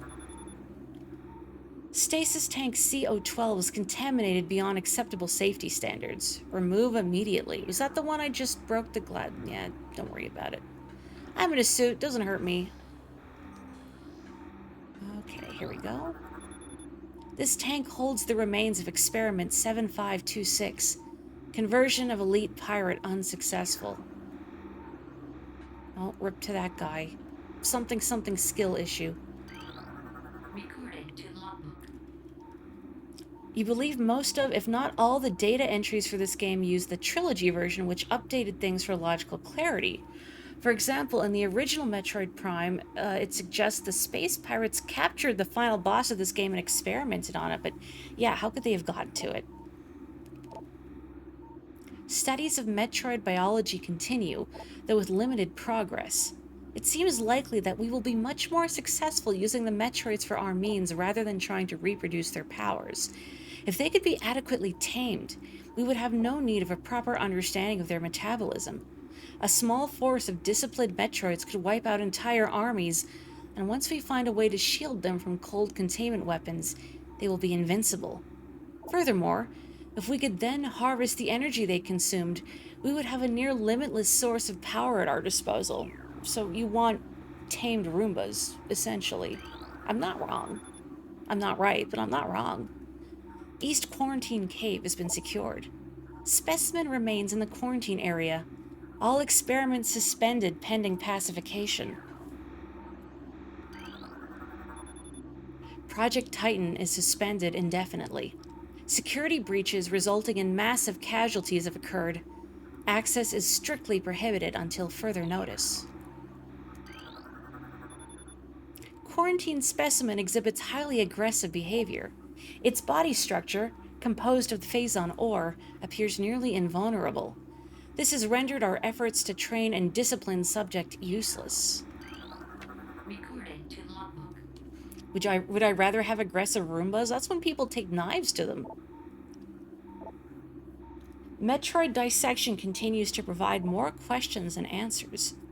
Our research teams have isolated the energy conduits that run from the invasive twin mandibles to the energy core in the creature's quadripartite nucleus, but the manner in which a Metroid actually extracts the life force from its prey remains an utter mystery. The victim does not lose blood or any other vital fluids, and yet the Metroid extracts energy. Identifying this energy is our central problem.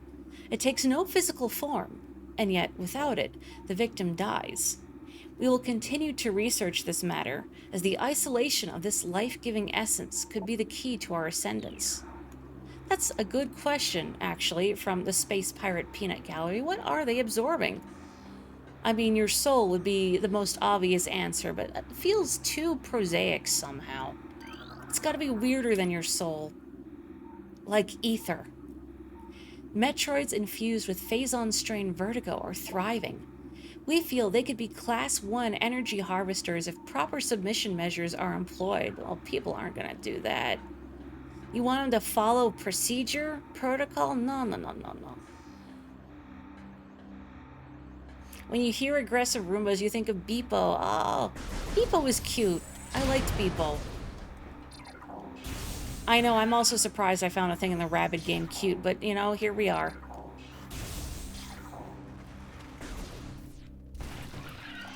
This, you think, is a large part of your love of Prime, this interesting scientific log entries. I agree. The world building in this game is very captivating. And I love exploring and finding upgrades and defeating bosses. But reading all the logs and scanning everything is very satisfying. Like, it makes me think of, say, tattling every enemy in a Paper Mario game. I love it when games have in-depth lore and all these extra things that you can examine. There was a demo of a cool game I played during the Steam Next Fest called Of the Devil. I think I might have spoken about it on a previous stream, I forget.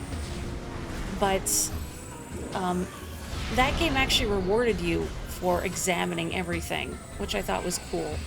I mean, I was going to examine everything anyway, but the fact the game gives you a little incentive to do so. Ow.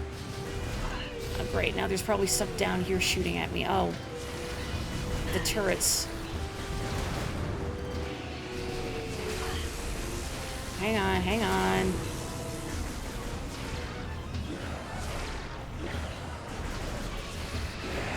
Okay, are you done? Are we good? Is that everybody? Everybody's got their fill? Okay. I'm gonna go back up, because there's stuff I did not examine. Can you imagine the sheer havoc we would unleash if Metroids were real in our world? All I'm thinking about is the space pirates saying they want to try and domesticate them, to tame them. Which just makes me think of somebody going for a walk with a little Metroid on a leash, floating in the air beside them. Unfortunately, they got banned from the dog park because they kept trying to absorb the life force of everyone else's dogs. That's a little awkward. Sorry about your chihuahua. I swear they were fine, and then the next minute they were a desiccated husk. Central tank control circuit connection terminated. I like that Samus is just pressing these buttons without really knowing what they do. I mean, presumably, like, the computers on her suit provide some information, but I like to think she's just pressing buttons and pulling levers because it's there. You can't not press buttons and pull levers. Testing of thermal imaging software complete. Commence download to tactical visor prototype for field testing. That's right. We both know the Chihuahua started it. They always do. Hello. Little creature behind a glass case. Definitely will not pop out. Eh. This unit supplies power to the containment force field at the bottom of the room. Let me down. Okay, anything I need to scan on this floor? Here we go. Thermal imaging software exceeding initial expectations. Combat applications are being evaluated by command. Field testing in Phendrana region approved. Use of prototype visors by security personnel approved. Yeah, I agree. Metroid sucking out your soul feels not prosaic enough for this sci-fi setting. But what would it be? Central tank auxiliary circuit connection terminated.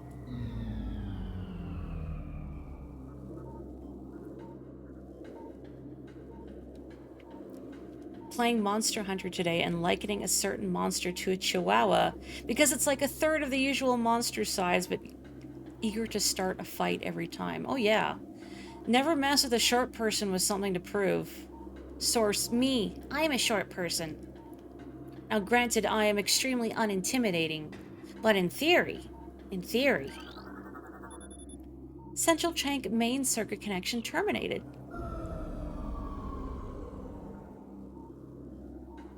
Okay, anything else to read? Inform command that thermal vision tests will begin soon. Abnormal heat traces stand out against their surroundings when looking through the thermal imaging spectrum. We're gonna see shrimp colors. Thermal visor interfaces will be sent to quarantine area. These visors will be useful for any personnel involved in transport of the unstable test subject there. Can I call into work and say, I can't come in, I have phase-on madness?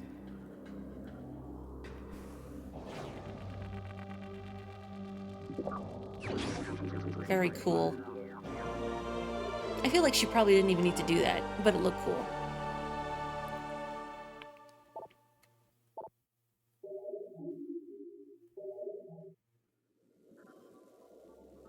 Here comes Samus's passive.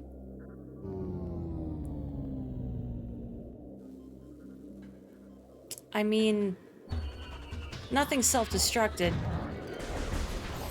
but I feel like it's still tangential, that she just kind of breaks things.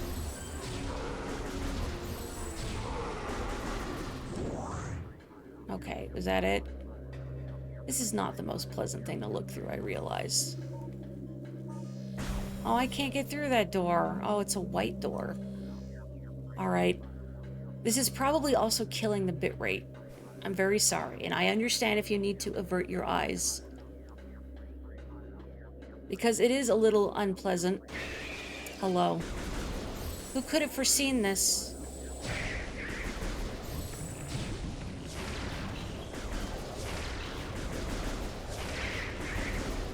Are you done? Oh yeah, you're quite done. I feel like she didn't even need to do that, but it looked cool. A huge reason why you like Prime Samus. Me too. Like, I don't know if things like, even the very beginning of the game, where she does that really cool spinning flip off of her ship to land on the docking bay. I don't know if it was strictly necessary, but it looked really cool. And I don't know if they meant that as a bit of like an establishing character moment. But hey, I don't get a sneeze. Okay, nobody needed to hear that. But yeah, to me that it was a cute little touch, and I want to imagine that Samus is the kind of person who, you get your kicks where you can. And if the gravity's low and you can do a sweet flip in space, why wouldn't you? And she's not even doing it to impress anyone. It's just, it looks cool. What is... I can't scan this because it's dark.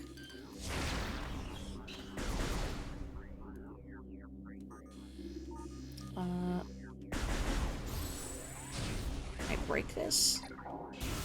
Oh, I see. I gotta use the wave beam to open the door. I see. Nope, it's still dark. Whoa. Ow. Please don't overload my visor.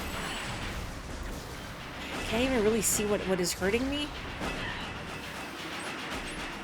Hang on. Oh, it's a new thing.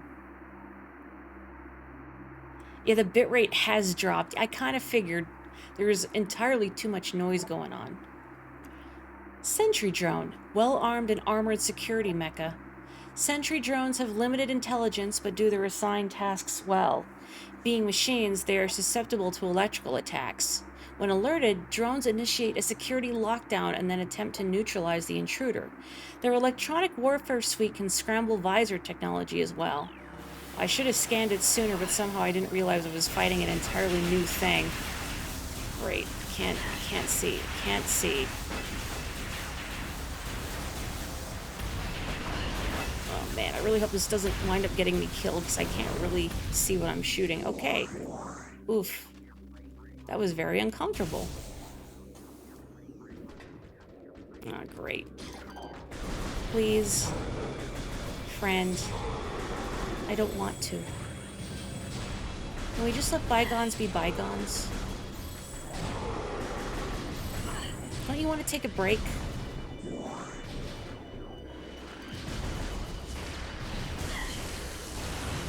Okay. Is that it? Are we done? Is it still dark in here? Yes, it is. Great. And we're not done.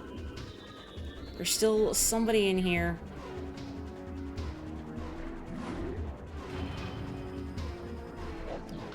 Hello.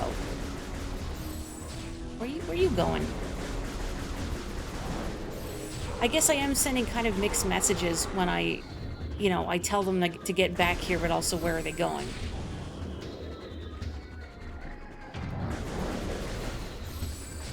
Oop. Oh, you must be one of the ones that use stealth camos and can only use melee weapons.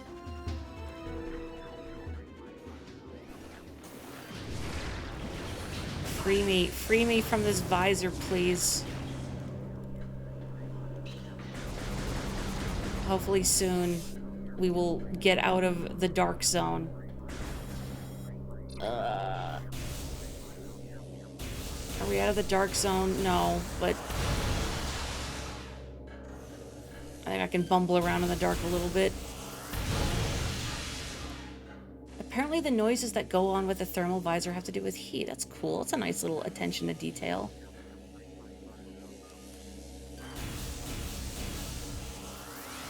Cute.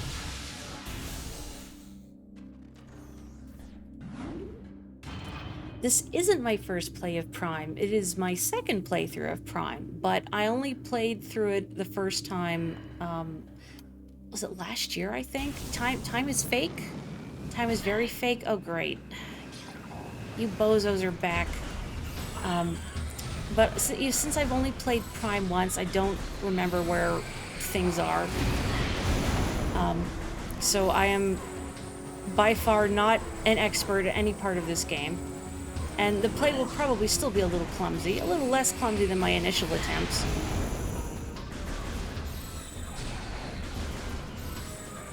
You know what, though, my first playthrough of this game, I didn't die at all until the final, well, actually not the final boss, the pre-final boss fight.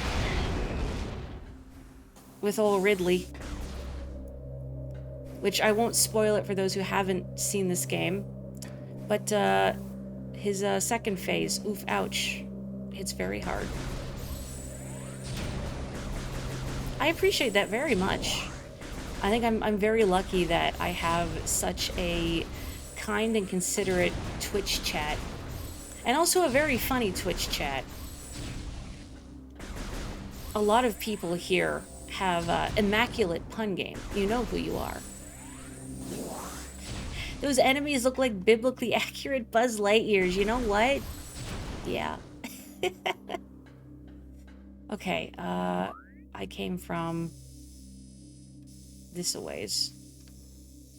And then... Okay, so I need to go back to the ruined courtyard. Yeah, I'll have to come back to the research core at some point. When I can open the white doors. But for now...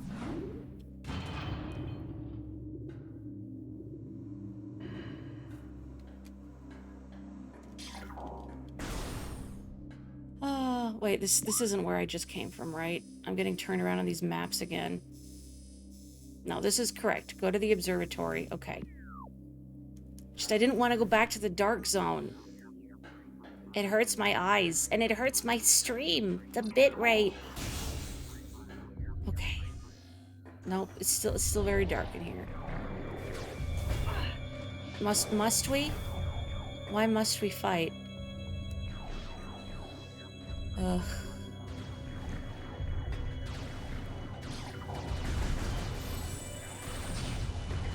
I mean, I suppose space pirates don't really know any better. Have they tried talking to the Metroids?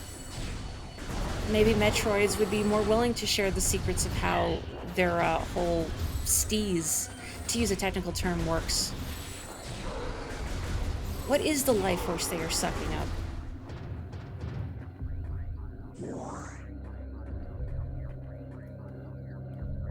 I'm in the dark from here on out. Oh, boo. Okay, no, I need to go to the lower door, which is this one, I think. You hated this part as a kid, but now it's among your favorite parts of the game. It does give it an interesting touch of horror, doesn't it? Is that a... Yeah, it's a sentry drone. Great. They do so much damage.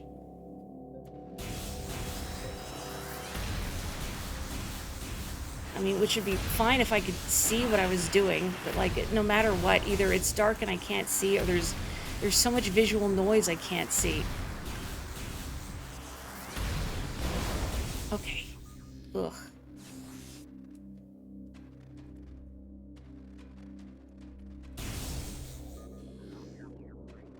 Let me in.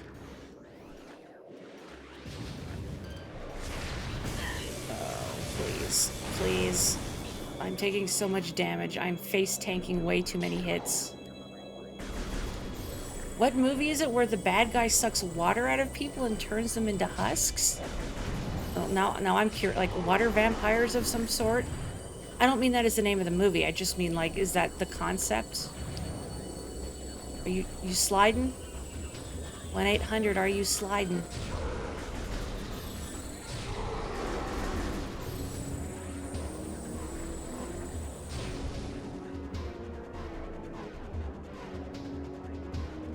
Is that another... What is that?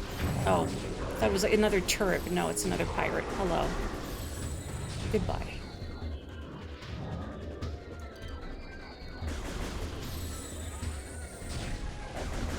I like all the different answers we're getting here. Tank Girl, Jackie Chan was in, Spy Kids. The Tuxedo. Also Tank Girl? Are water vampires a recurring thing in multiple movies? I'm gonna call them water vampires until I learn their proper name.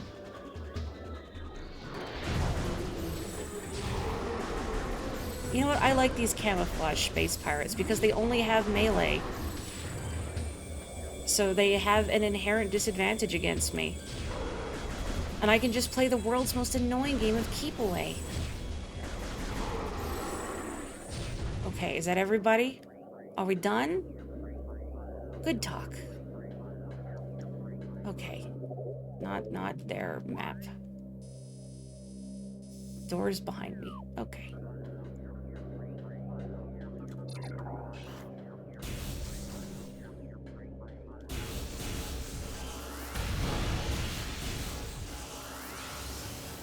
As a fan of the Tank Girl comics, you've never seen the movie. I have a recollection of, like, years ago when I was really little, my parents bought, like, I don't know, random movie posters to decorate some of the walls in the basement with. And Tank Girl was one of the movie posters.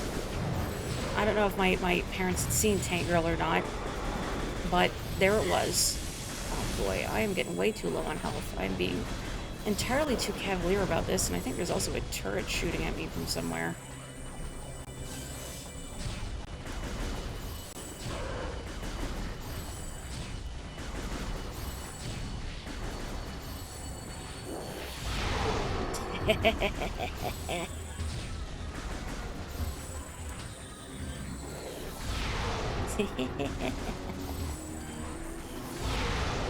Cool.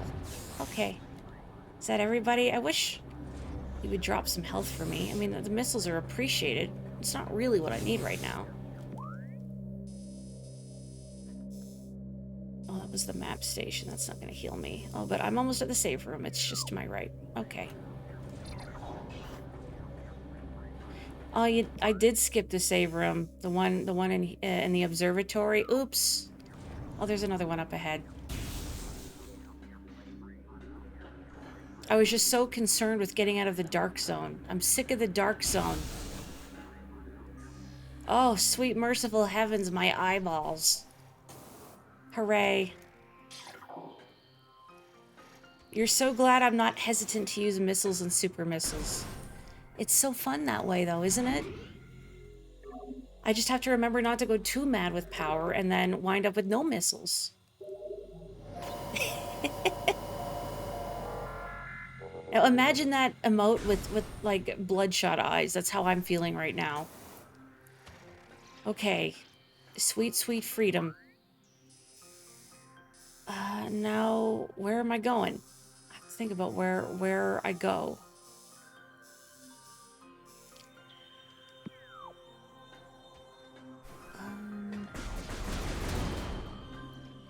I have the thermal visor now, so what does that open up for me? I can't get through this without another upgrade, I think.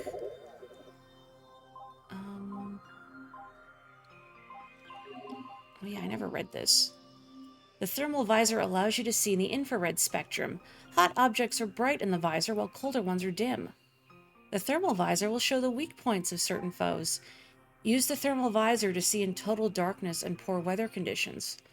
Brightly lit areas, explosions, and intense heat can impair the thermal visor. Enemies with temperatures similar to their surroundings will be tough to spot with this visor.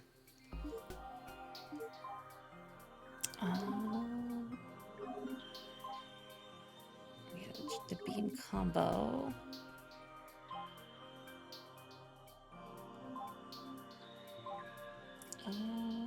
Super missiles can destroy objects made of cordite. Okay, so I can destroy it.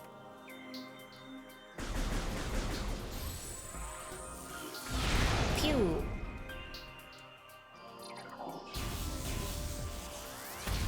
Is this what I did, or...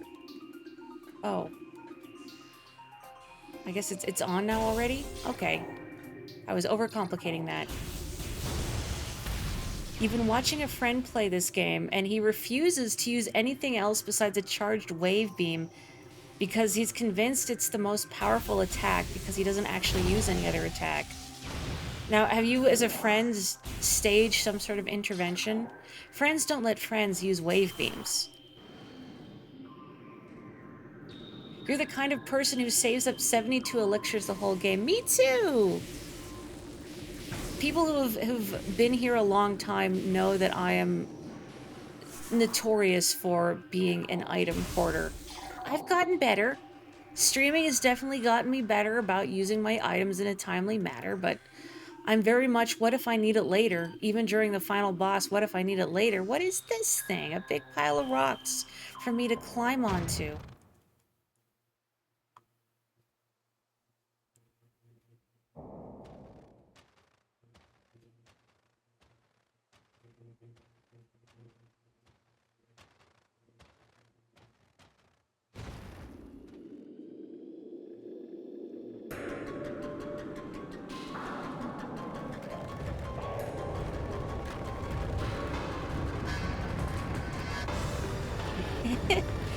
Is that Freddie Mercury? Because I think he will rock you. It's really good.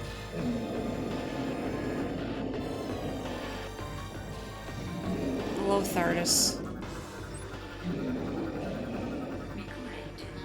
That moment was supposed to be with the thermal visor, but I bypassed it with the cordites above that door. Thardus, an animated sentient creature of stone charged with phazon radiation. The phazon radiation given off by Thardus negates auto-targeting systems, preventing lock-on. It may be possible to acquire alternate targets with a different visor. The chaotic nature of phazon irradiation leads to instability in its structural integrity. Thardus can encase targets in ice, and its colossal size and strength make it a formidable opponent. Okay, there we go.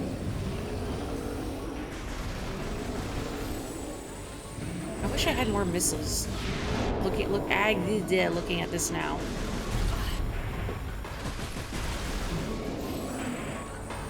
Gee, Mori, maybe you should try dodging a little bit. I've heard dodging is good for your health. Please don't Katamari. Or we're gonna be here all night.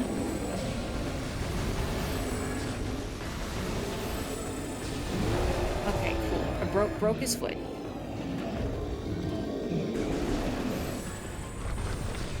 Wow. He made me waste that. Jeez. Oh, there was a wave beam thing behind the cordite thing. Oh, I just assumed because power conduit that I would need to use the wave beam. Dang. Sorry you have to see it get overloaded.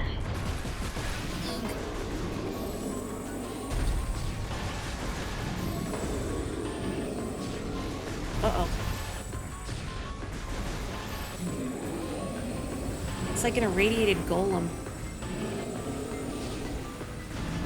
Whoa. Okay, cool. Are you gonna Katamari again? Yes, you are.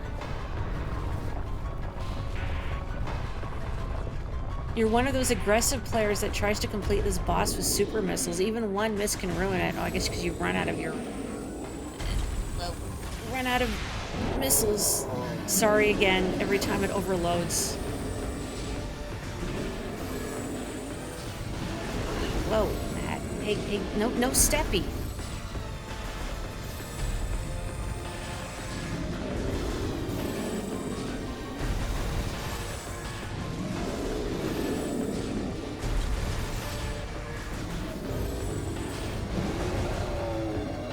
Thardus is making me think rock Pokemon are cool and an underappreciated type. I have never seen people be ride or die for any rock-type Pokemon, and honestly, that's a travesty. What is he doing? I don't like where this is going.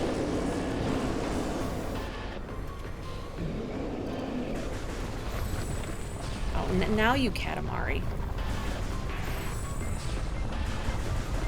But anyway, for several Pokemon gens, I've had a cool rock-type on my team. And if you're a Pokemon player and you've never had a cool rock type on your team, you should try it.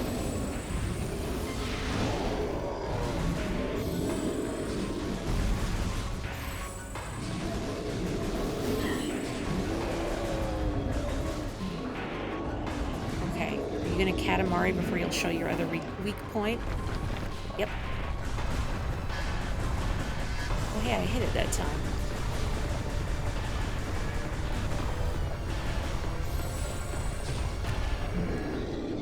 Trying to think of rock types you used. I feel like rock types tend to get a bad rap. Well, not a bad rap per se, but they're underutilized because types like water and grass and fighting are so ubiquitous. So rock types can very easily become a liability, especially in the metagame. But I love Pokemon. I don't participate in the metagame. I don't do EV training and all of that. Oh, my thermal visor still worked. Because that's just not fun for me. I like exploring and training up my dedicated team of Pokemon.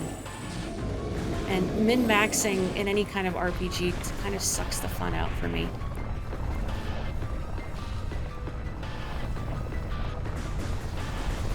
the salt mushroom thing in Scarlet. That was one of those, the new Pokemon I saw and immediately thought, what is that? I want one. Knackle Stack. I thought that was a cute name. I have distinct memories of my grade 7 science class. For whatever reason, NaCl, which is the chemical formula for salt, became a meme. I think because our teacher was using it exclusively to teach us about chemical formulas and, you know, how elements are combined and how you write out said combination. Am I like stuck against a wall? Okay. Trying to back up and was not going anywhere.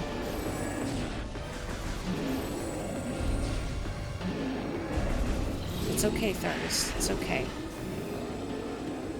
It'll be over soon.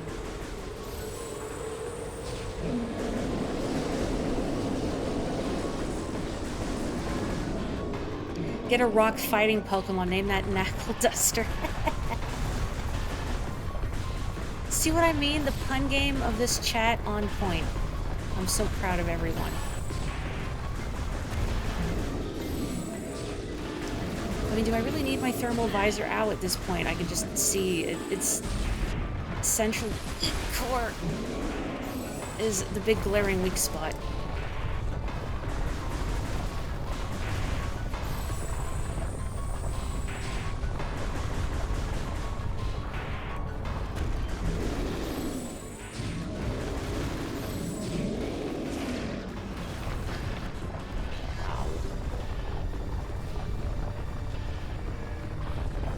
Closest you got outside of Pokemon Stadium, or got into Pokemon outside of Pokemon Stadium for the N64 was the little meme of, I'm not gonna write you a love song.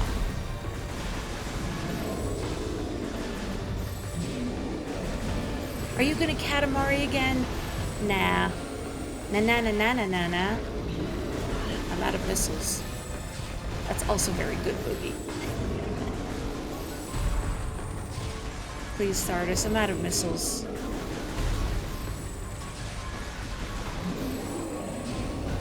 Yay! But it wasn't a rock. It was a rock monster. But now it's nothing.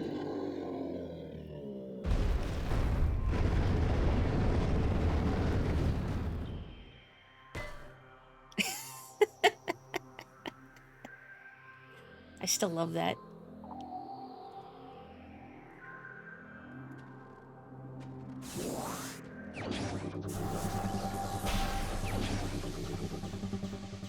I'm a wheel now. Spider Ball acquired. Woohoo.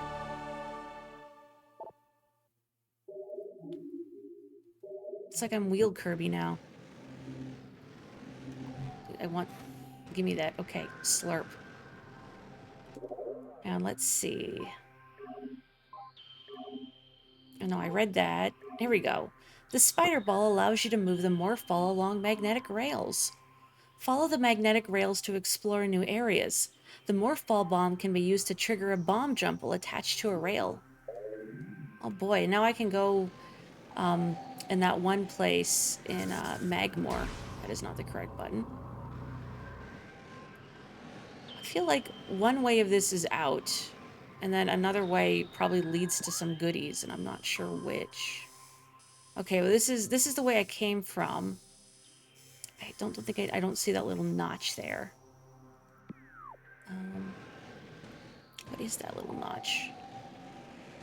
Up there. This is a thing I can reach. Nope.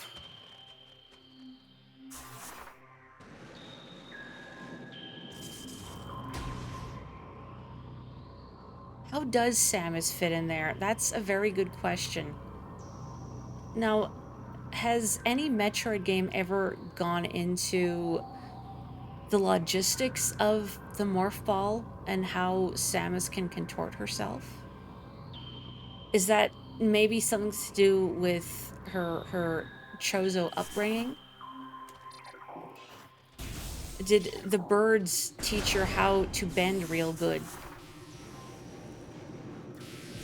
It's just Chozo magic. I didn't come from this direction, right? No, I came from over there. Just this little walkway with the bombos. Ow. It looks familiar, and I got deja vu. Yeah. The Xbox Samus S. Samus X, I ruined it. I ruined the joke. Oh, hang on a second. Before I go in there, let's go into a pipe, up the rails. Oh, it's a white door. Just kidding. Nothing but disappointment that way. None to your knowledge, but you suspect the morph ball transformed Samus's body in some way, like how we just see her look like light. That might be the most reasonable explanation, since no human could do that without, you know, not even snapping the spine, but just the physiological effects from spinning like that. I feel like probably not the healthiest thing. Oh, I guess I hadn't scanned these. I should actually find a save station and call it an evening soon. I say that, I can go a little bit longer. I thought I wouldn't find one for like maybe another 10 minutes, but a little bit more. I'm having such a good time tonight. Even if I'm tripping over my words more than I would like because of that cut I have on the side of my tongue. Ugh. Uh-oh. Uh-oh.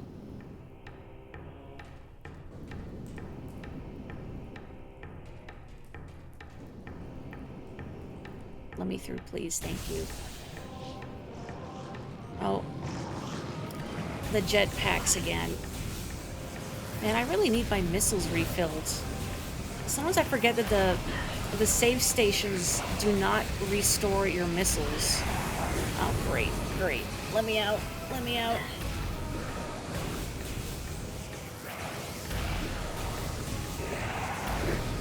Please don't explode on me, thank you.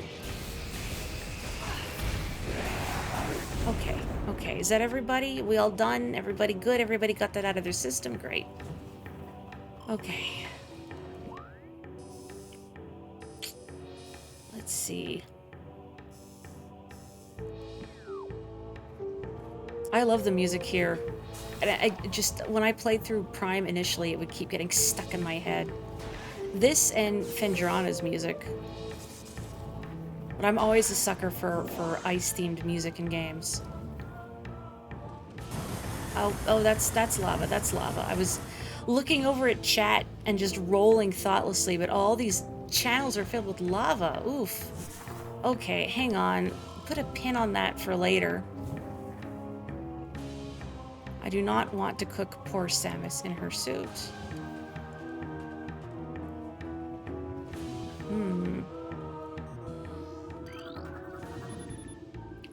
East channel door sealed. Great, that was very useful. Thanks. This machine is functional, but it is not receiving power. West channel door sealed. Oh, I see. I can see these conduits. Okay, is there one over here then? Okay. Is there another one somewhere? I hate having this visor on. Is door open now? No, it's still sealed. It's functional but not receiving power, so there's probably another node somewhere. So here we go. There we go. Everything fixed. You know, I'm not sure how this game... Oh, I guess, yeah, Kapotiko beat me to it. It does the fog on the visor. Well, there we go. I couldn't recall offhand instantly. But, oh. Hang on, is the channel cleared now? I guess so, okay. I can go in the lava without getting cooked. Wonderful. Or rather, I can go down in the channel without getting cooked because there's no lava.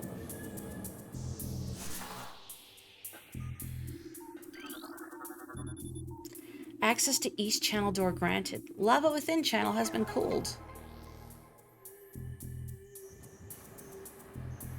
This is timed, isn't it?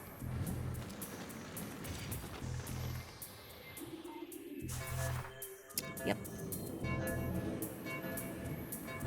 Something about the way the camera zooms over there and shows where you have to go reminds me of, like, say, Banjo-Kazooie, when you activate a switch that is related to a time challenge. The same pan and zoom.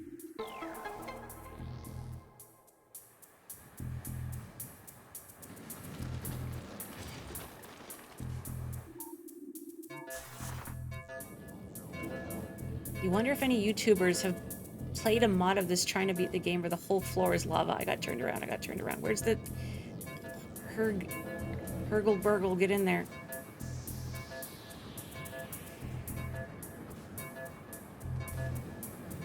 Hurry up. Hurry up. Okay. Hooray. Purple drank acquired. Samus and Banjo and Kazooie share a game now. Oh, I'd totally play it. I kind of wonder now, like, just as a thought experiment, how they would get along. I mean, Kazooie's mean to everybody, but I don't think she should be mean to Samus, because Samus is cool and deserves respect. I wouldn't mind Kazooie coming along just so she could, like, make fun of Ridley. I would be okay with that. There's another door up there. I mean, I'm by this door already. I guess I could just check out this door beside me. Oh, hello. It's like a big old mushroom. Puddle Spore. Sentient floating lava mollusk protected by an impenetrable shell. A puddle spore opens when approached, attempting to intimidate with its size. When opened, direct fire to its mantle causes it to flip into a defensive position. If it can slam shut, it ejects a spread of harmful energy globules. I mean, me too.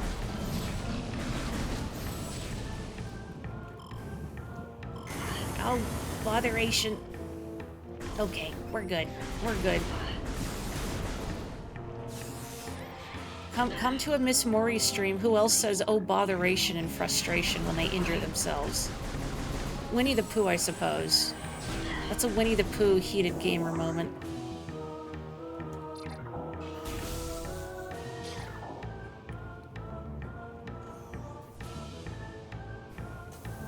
You know, I completely forgot that, yeah, Samus, Banjo, and Kazooie already share a game.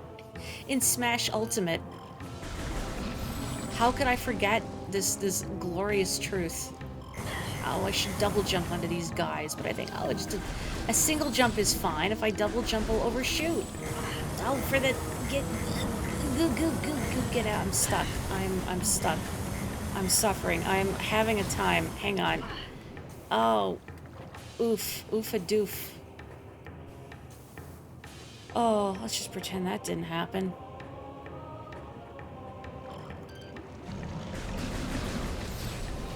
Okay, double jump onto the mollusk. Yeah, I know, Winnie the Pooh says gamer words. It's a sad truth, but that's the state of the world we live in.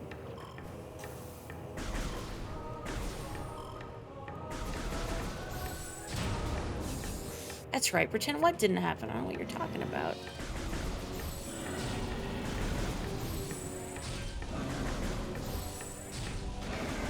Goodbye.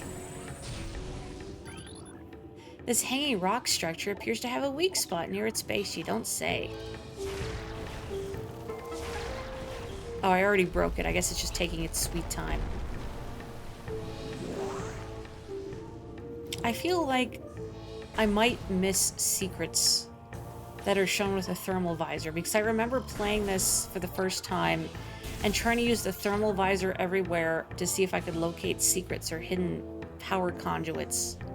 But then I realized, actually, this is very painful on my eyes, and I don't want to do it anymore.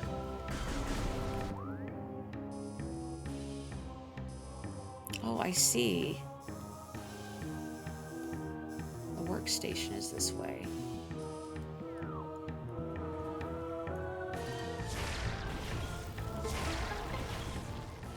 Well, then if the workstation is this way, is there a reason for me to go this way right now? I mean, I haven't been in this room yet, so...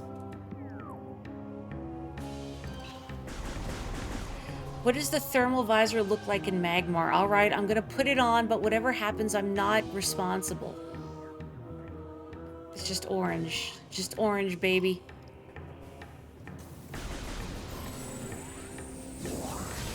You know, orange is a good color. Orange is underappreciated, I feel.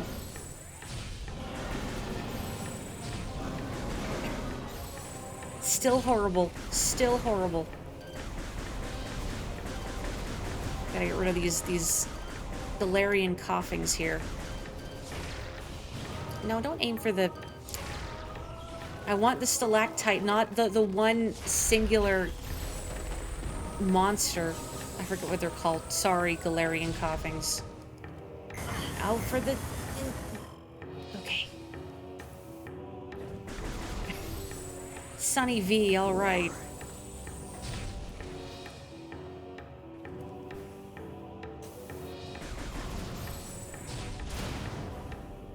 Okay. Yeah, like being in the underwater lava in Super Metroid, exactly.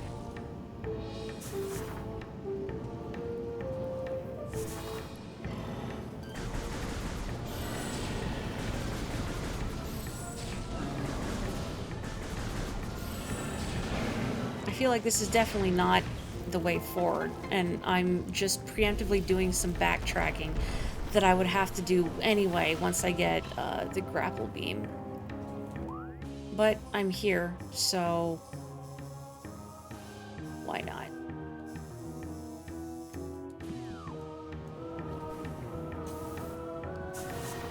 Uh-oh, nope, nope, nope, don't roll into it, don't roll into it.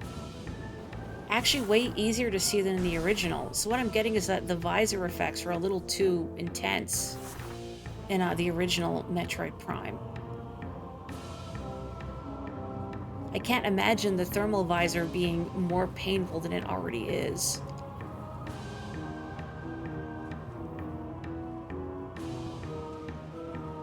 Okay. And then the elevator room is right here. Alright, so I did that little loop. But I don't think I need to be here right now. I don't think there's anything here that was previously closed off to me that I can get now. So I've made this whole loop, but where I probably need to go is through this door right here. Well, I also see there's a white door up here, but of course I can't open that yet. I have to check out a screenshot. Oh. What about a style kill? What am I doing on purpose? If it's cool and or funny, I'm definitely doing it on purpose. Definitely. The GameCube version was cool and everything, but you didn't want it on unless you really needed it. Yeah, that's what I'm finding even now is my experience with the thermal visor, that unless I really need it for something, I'll pass. I'm reminded of something in Animal Well, actually, but I'm very adamant about not spoiling any facet of that game for anyone. But hey, if you like a good Troidvania and or puzzles, you should play Animal Well. I spent a good couple weeks rotating it around in my brain. Accidentally using the thermal visor in Magmar was punishment. And you are correct, I do not recall precisely where to go next. If I am in fact heading in the wrong direction, and this door back here is not where I ought to be going next, I will accept chat saying that's not where you need to go. Because there's not really a fast travel system in this game beyond the elevator, so it can take a long time to get from point A to point B. Have a good one, Sparrow. Oh, you just finished your playthrough of Animal Well. It's so good, isn't it? I have gotten every egg, and I had a great time, stubbornly seeing every puzzle through myself. I am going the wrong direction. Okay. Then I will head back this way. Ow. So, I assume then I'll come back here later and I should not worry about going this way now? I just want to make sure when people are saying I'm going the wrong direction, they mean this right here, this door is the wrong direction. Have a good one. I will be stopping in pretty short order since I need to get ready for bed. I came from the workstation, which is where all the lava channels were, but I haven't gone through this door yet. So I do need to go this way and backtrack. I mean, there are spider ball tracks back in the ruins that I can now climb up. But I guess that's just a thing with games in the genre, is that you'll get a new item or weapon, some sort of movement ability, and then you think of, no shame at looking at what's in that door. No, I'm like debating it. Do I go back? I mean, I'm here. I'm here now. You know what, let's go look through the door then. Because there's a save station right there. I can look through the door, be amazed and or disappointed, and then next time I will head back towards the monitoring station and back to the ruins, presumably, because there were spider ball tracks there and probably elsewhere that I've forgotten about. This is a similar situation to after you get the boost ball. It requires you to remember that one instance where the item you just got was in view. Great. I'm not gonna remember that kind of thing with my magpie brain.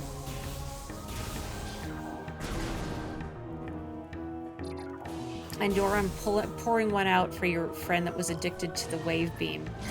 Ow. Why would you put this here? Why would you have a gap here? Just so I can bumble into it.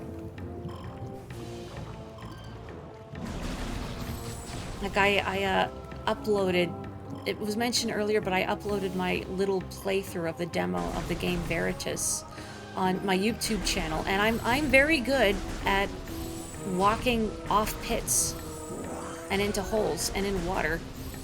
I don't know what it is. I just move around too erratically. Too impatient. I'll stop. In this case, you don't think the item was even in view. Oh, good. I feel a little less silly. I'm great. You're back. But I have more missiles now, so I can at least deal with you the lazy way. Get out of here. Okay, is that everybody? Good? Good. I'm showing off the falling and drowning animations, otherwise people might never see them. You're so right. Now you can see the cool effect of the lava sloughing off of Samus's visor. Oh, hey, there's a thing. Bendasium. Oh, so I can't even get through this yet because I can't break Bendasium. I think. I do recall my first playthrough of this, I had to keep opening the menu to refresh my memory on what my weaponry was currently capable of breaking. I can break sandstone and cordite and... was it radium or something? Yeah, you get the zoomies and you just gotta go zip zop boom bop boom and then sploosh. And it's embarrassing for everyone involved. Especially me. Is this not gonna... okay. I was this close to getting impatient and gunning it. Okay. Let's go to the save station, and we're gonna call it an evening. And I'm gonna rest, and hopefully this cut on my tongue will be all healed up by next week, so I won't trip over my words to such an egregious degree. I'm trying to remember what breaks Spendasium. I mean, I'm sure I'll get it again at some point. As long as it's not something that I currently have, because that would be embarrassing, but like this just breaks sandstone or telluric alloy. Boy, I even forgot about that.